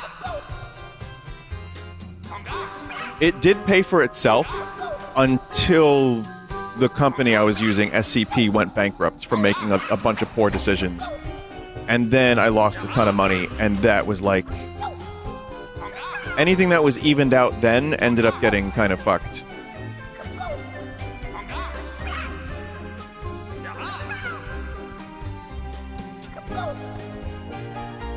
I mean, the name SCP. Yeah. How did it feel when you saw your music materialized on vinyl for the first time? It was cool as fuck. It's still cool. Not as much, but it was really cool, yeah. I mean, that was kind of like... I mean, even CD, just getting CDs made the first time was pretty cool. Didn't you feel the same for the Vinesauce DVDs? Imagine that, a Vinesauce DVD. 10 hours of your favorite moments from the stream. And that's like not even enough to cover 0.01% of my streaming.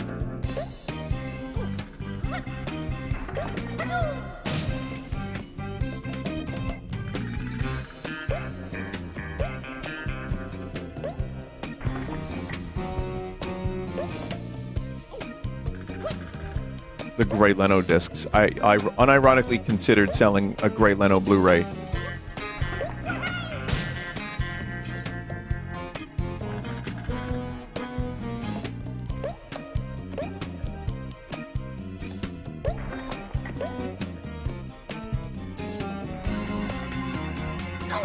Oh god, oh god.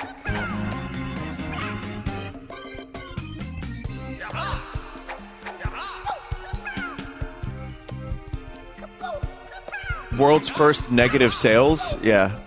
World's second.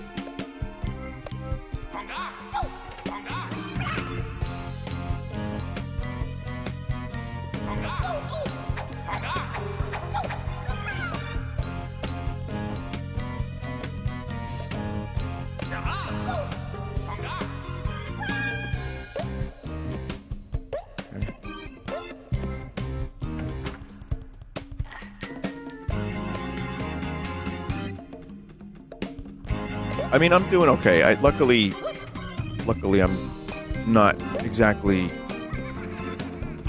you know, paying for the band stuff and making sure it's worth it, that like for the time of these guys who, especially, you know, the people in this band are even better than I am as a musician. I just so happen to be okay at a couple different things, and I love writing songs, and that's paid off for me, but it's, I can do that, so I'm good. But what I want to do is, for Vinesauce merch, I do want to do just weird merch. Like, yeah, we've done shirts, we've done the usual shit, but as time goes on, I want to, like, just see what kind of bizarre shit. That's why, like, that merch thread that we posted was helpful.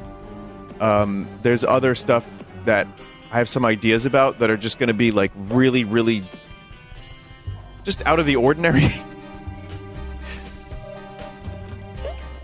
Yeah, secret penis costumes. Definitely, yeah. Garden kit, grow your own vines. Like, not even the worst idea, but I don't think vines are easy to grow, so never mind.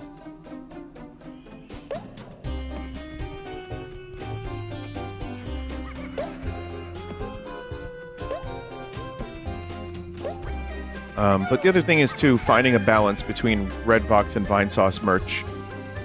I don't want to, like, it's also a lot of work. Like, I find myself lately, and this is kind of, people that know me know this to be true, but I'm, like, spinning, like, 10 plates right now. And believe it or not, these streams have been a really good way for me to just relax for a little while and just chill. But I feel like I'm just juggling a lot of stuff. And with merch stuff, I'm still involved. Then there's finishing up the album. Then there's studio-related stuff.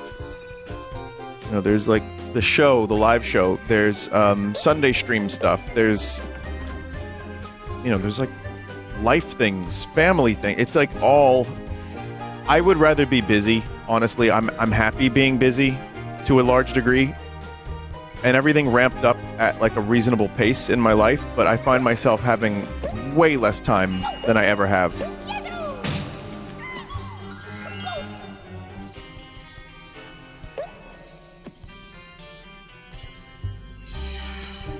And I don't say that necessarily for sympathy, I'm just kind of explaining. But when it comes to merch, too, I found that you do have to be kind of involved. You can't just, you know, say, here, do this thing, and then it comes out like shit.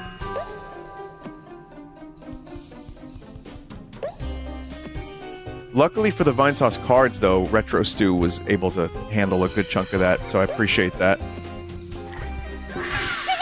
I was definitely involved, I had my input, but he was really good at, like, he knew when something was, like, worth my attention. And then he knew, like, the other shit that I didn't have to deal with, so that's good. But chat, tomorrow evening, Card Sauce. The first look at the Vinesauce cards. They're, like, almost the 100% finished version, too. They're really, really close. All the bonus items look really good.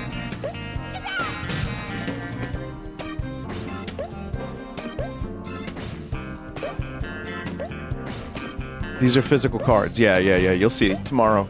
So I'm going to show those. I also have probably, this is going to sound crazy, since the last time I did Card Sauce, I have the most amount of stuff I've ever had for this segment.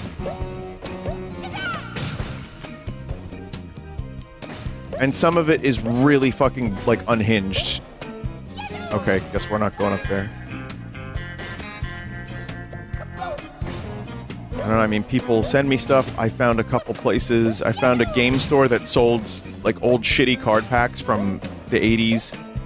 And then I found another store that sold them even cheaper. A ton of blind boxes that I found that people sent me. I mean, just, you know, someone sent me Hello Kitty shit to open. I mean, there's too much.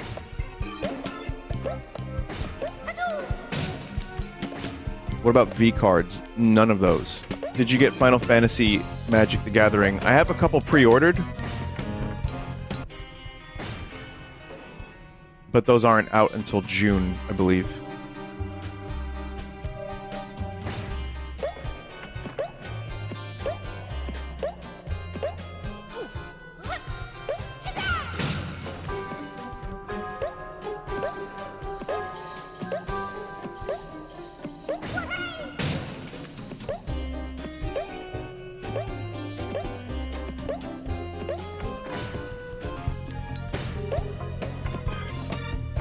Oh, God.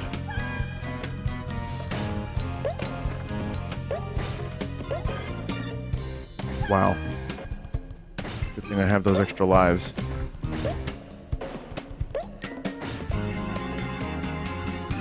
This is why Mario does rhythm in, like, the Galaxy games. For this kind of shit.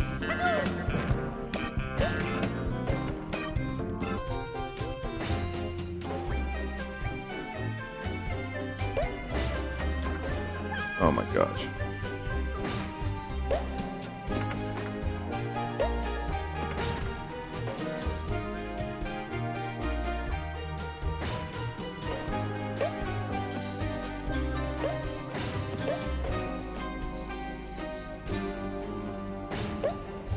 Oh my god, this seems miserable. I can't even imagine this with the tank controls. Oh my god.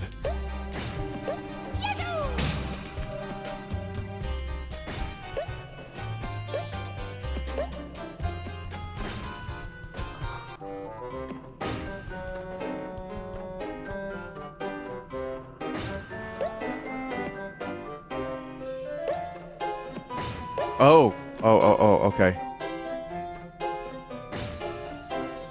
Someone said, I don't know how I completed this game as a child. I say that about a lot of games. In this case, I didn't have this game as a kid, but I also would not know how people did this.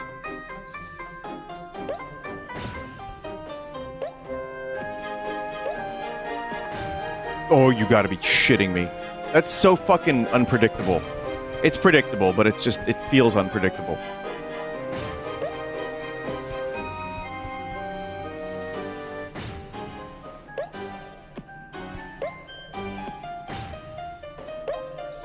Everything is first cycle dependent, and it's not so bad. I hope. If that's the case, I really hope.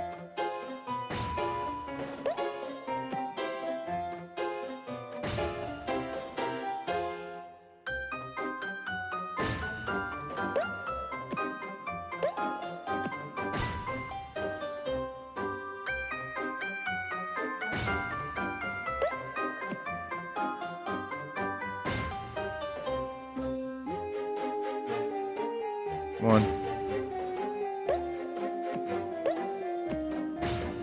This would be a painful death.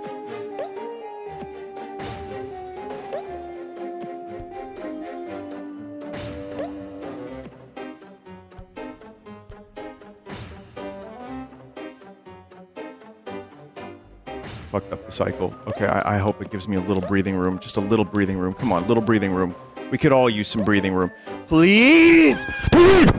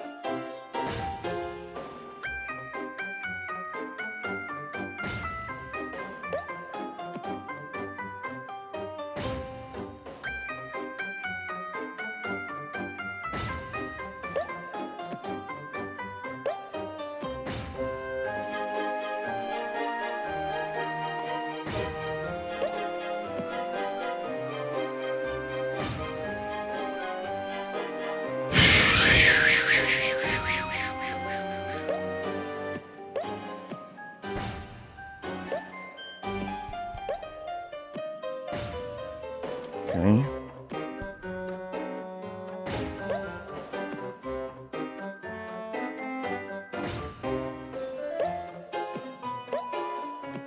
You really do have to kind of one-cycle everything, like I said. It makes life a little easier.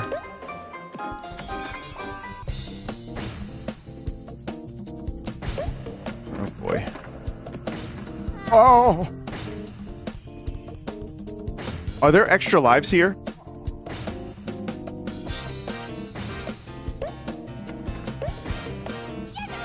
I'm leaving. I'm leaving.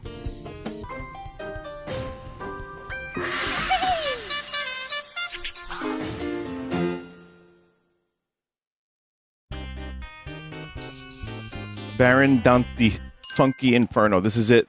I think this is the final boss.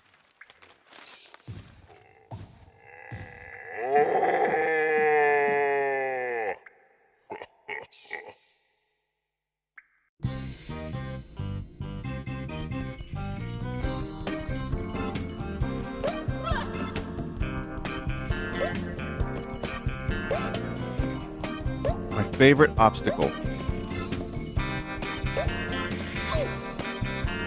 Yep. Yep. Yuppers. Yummers.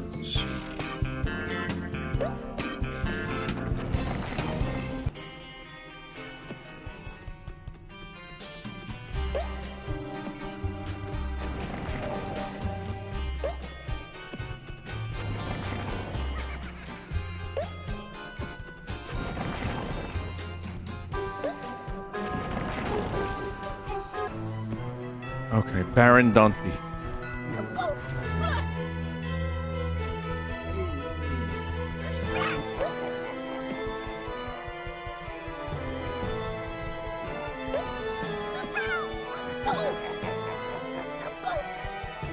Okay, maybe not.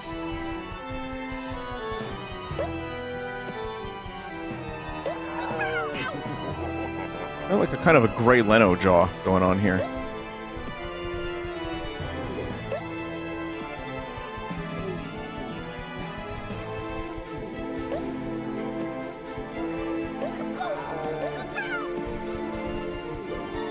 Don't really know what I have to do.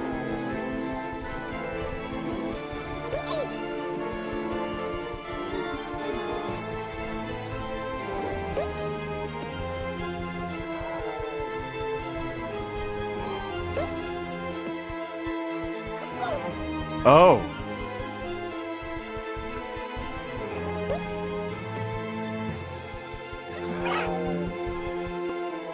It would be amazing if this next hit was the end of the game, like it just killed him.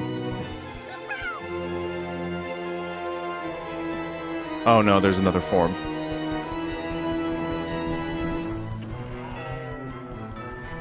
Yep, that's definitely a boss battle, alright. When you consider this was one of the first 3D platformers, it's a little more understandable. Sure, there's no sound effects. Well, there's some.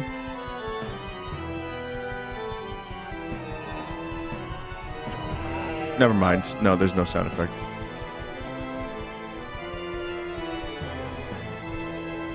Croc 2 is so much better. If this game does well, they're gonna make Croc 2, I think.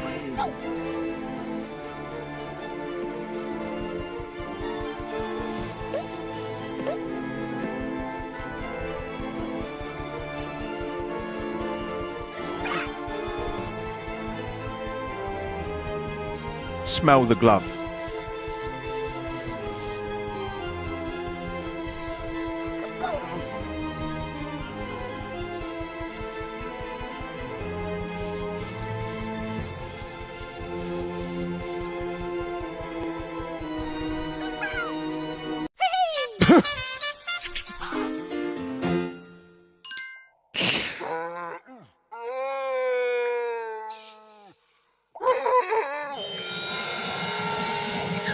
Spam.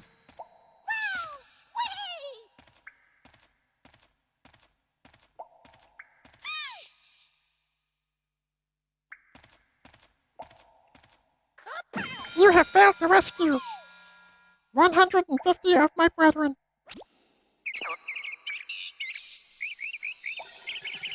Go back and try again, dipshit.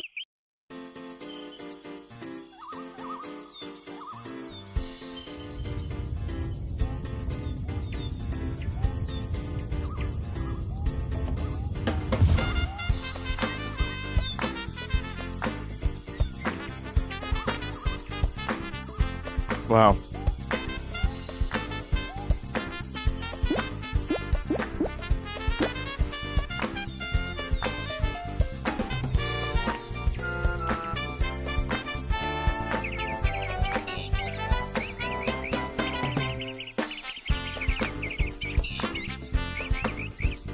Now he's clapping.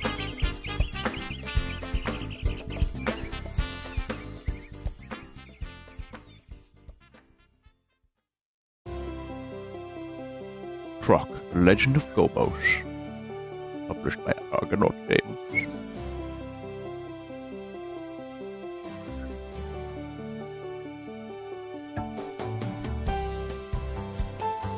Yeah, what's my review? You want my review of Croc?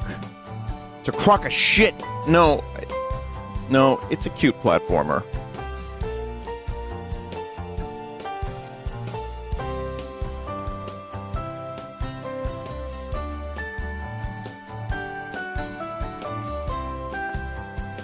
If you grew up with it, you're gonna end up enjoying it because it plays better. If you're like me and you've played a million platformers since, and you didn't grow up with it, yeah, it's a little rough. Because it's very, very, very faithful. To the point where there's no hit animations, no death animations, and no sound effects when the final boss crashes into a wall. It's a very, like, basic, early 3D platformer. One of the first. And if you put it in that time frame, yeah, it's not bad. It is actually fun. Some of the levels are, like, I would say a nightmare. And I think farming lives is actually mandatory. Like, genuinely mandatory for some of these levels. And if I had been doing that, it would have gone a little smoother.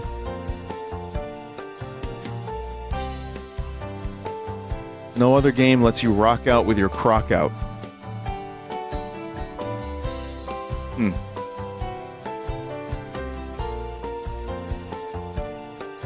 But yeah, there's some problems. There's some like jumping issues that I had with like landing on platforms. It could have been a me problem, but some of them were very, very frustrating.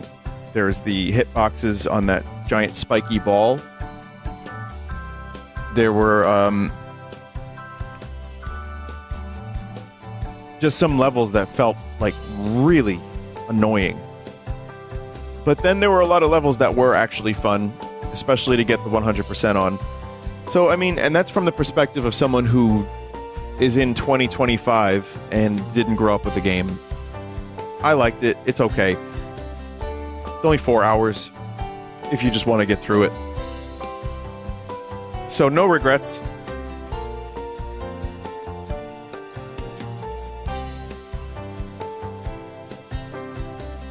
No regrets.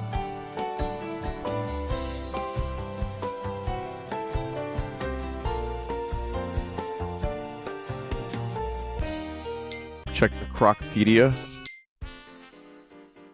Completion 69%. And yeah, I didn't do all the stuff. Like, if you really, really want...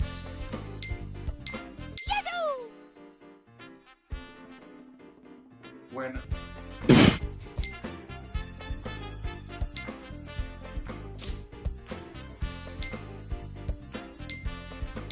Who was in... Oh yeah, this guy. He was in chat. Scott Butler.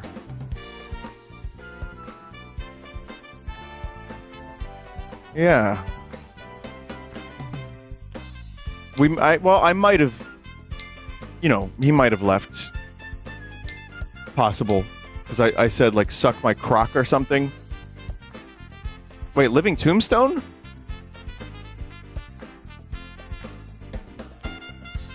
Really? What did he do?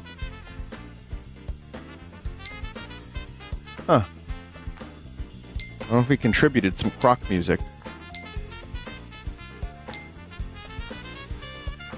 Check menus for his music. Oh, that's cool.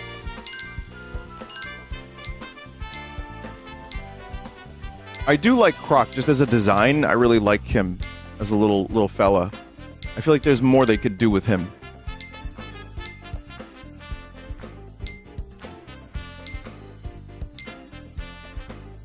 It's very rare.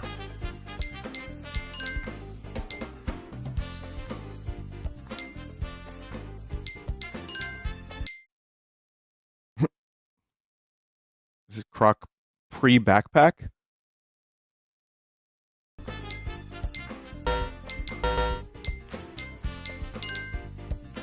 Remaster remixes. Oh, there you go.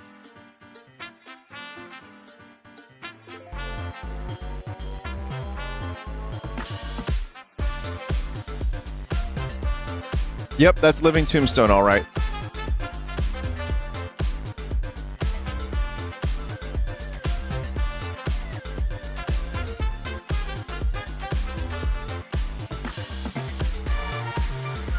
Sounds good. Inverse phase. Okay.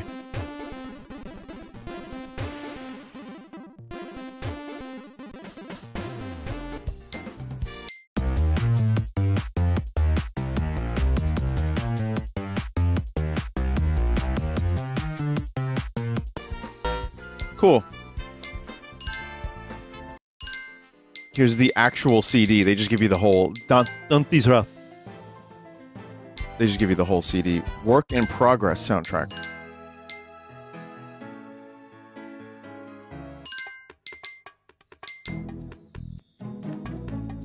It's cool that you get all this bonus stuff. You can hear some stuff that wasn't even finished.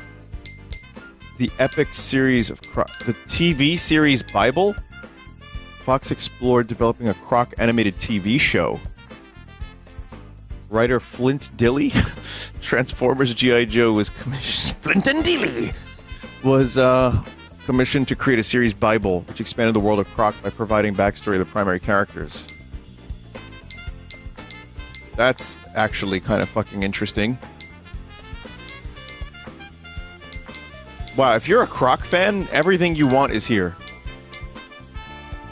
What could be good or fun about this show?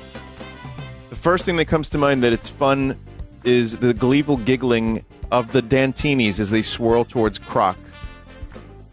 These guys are stupid, like orcs in fiction. Ghastly stupid and juvenile.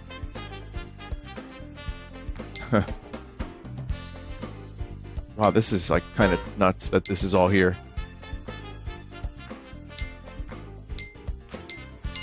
Croc in Japan.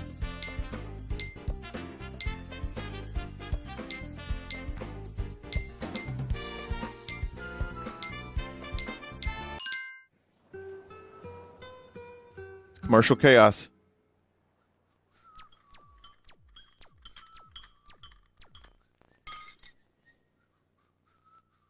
Someone definitely has that costume still.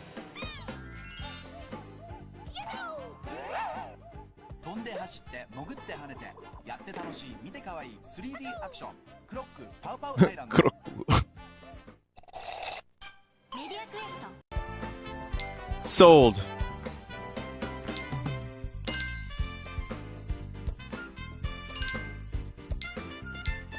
Marketing art. Greg Winter's art. That's cool. Croc merchandise. Very curious about this. The Croc Letterman jacket was created as a gift for Argonaut and Fox Interactive team members, as well as a few VIPs and lucky competition winners. Fuck, I want one of those.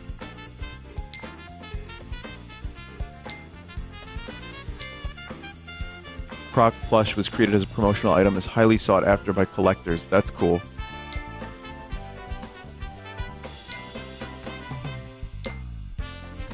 The Croc backpacks were created for promotional giveaways, also gift with purchase items for certain retailers in various markets. The brown backpack was a competition prize and is extremely rare, with only 40 believed to have been manufactured.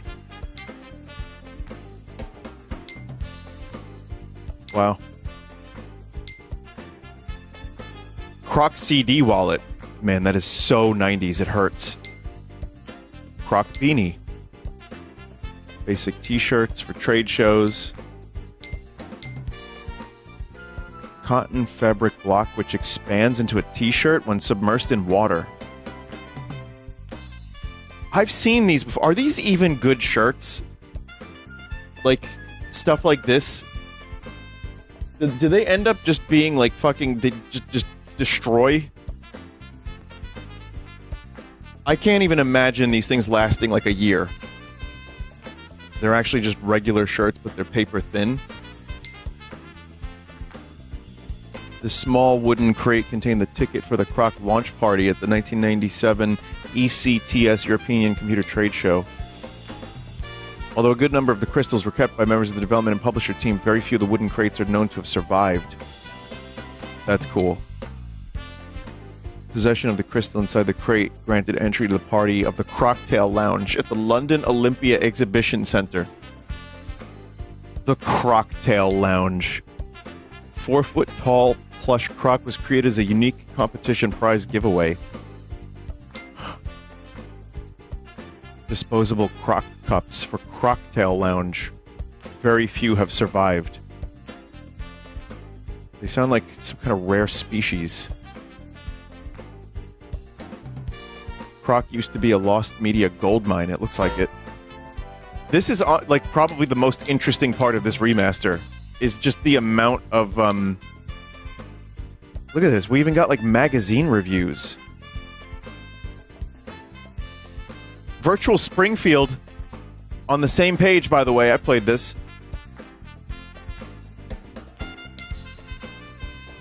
I fucking remember this ad. This was in a lot of the magazines I had. I was subscribed to like three or four.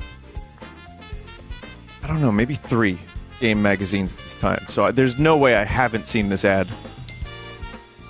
Game Informer, Star Fox 64. Oh wow, Croc got a front page. Dracula X, Wild Arms, Crash 2, Gex 2, Blasto. Huh. The Games Machine. They got a big fucking front page on that one.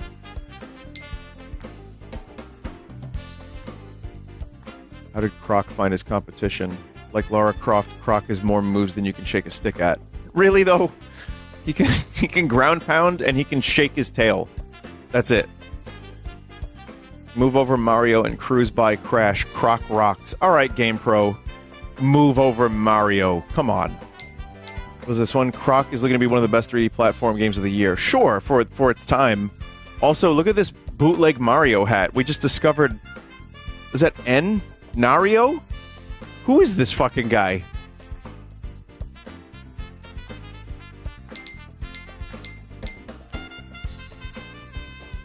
That's funny. Oh, man.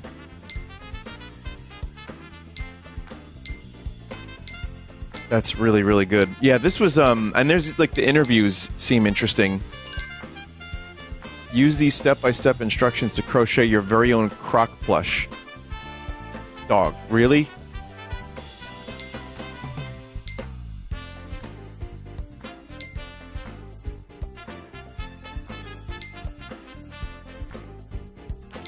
Do it, Vinny. Yeah, sure.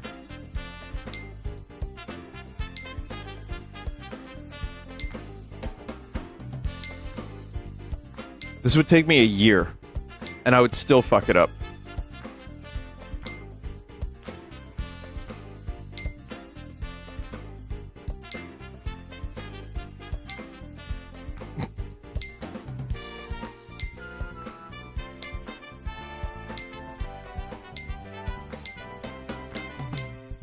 I'm just going kind of quick here, but I guess maybe someone is going to screenshot these. I don't know. Enjoy.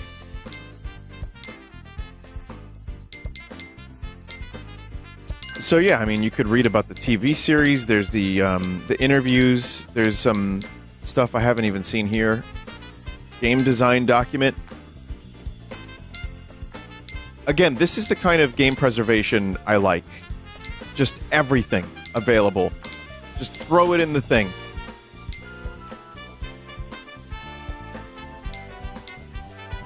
I'm surprised they saved this. Oh, you know, that doesn't really surprise me. Never mind. Someone probably knew.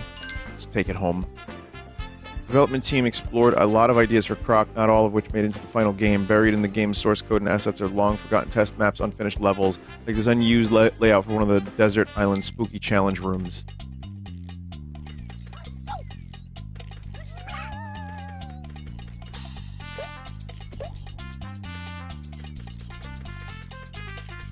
This song's gonna be stuck in my head for a week.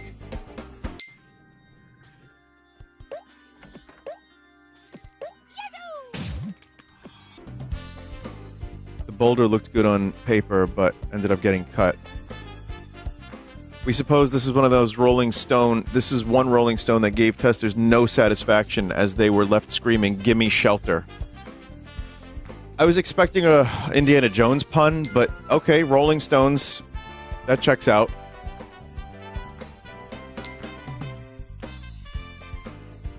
As cool as they look, these levels may have drifted too far from the game's core platforming experience. Oh man, they almost had a Mario 64 slide in Croc.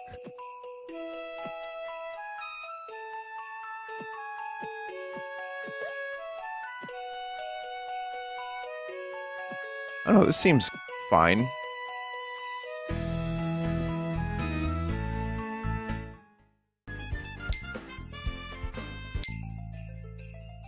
Or perhaps the team ended up getting cold feet.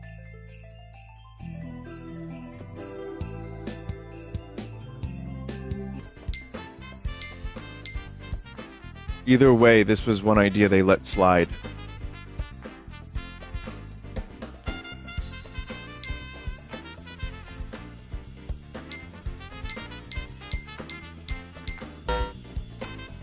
There's a lot of stuff.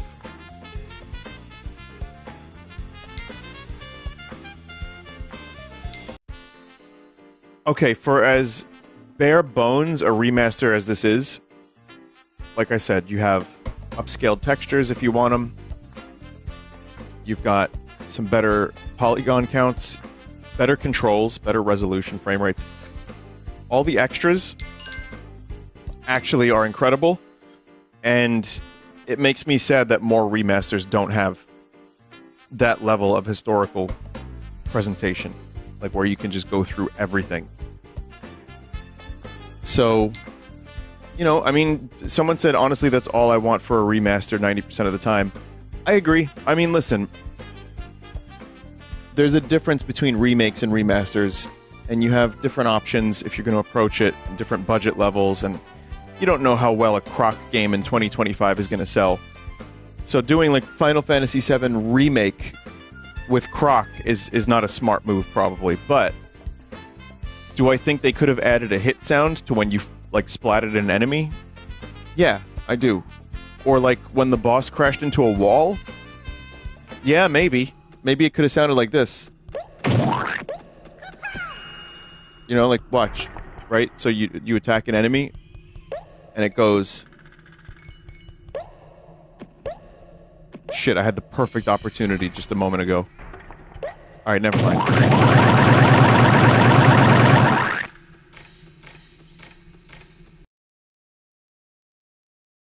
And yeah, as a game itself, it's a completely acceptable early PS platformer, and it was fun to play for a couple hours. So yeah, I'm a Croc fan. I'm curious about Croc 2, and if they ever end up doing more Croc in the future, I wonder if maybe it would be even better. All right, chat. I'm gonna go. Good night. Goodbye. I'll be around tomorrow in the evening with card sauce. We'll do the Vine Sauce cards, and I have some other really, really weird cards and blind boxes. It should be a good one. So stop by around 8:39, whenever, Eastern, and yeah, it'll be fun. Good night. Goodbye. Take care, chat. And thank you so much for the continued support and viewership. Later. The drinks bring back all the memories, and the memories bring back your. I won't forget you, buddy.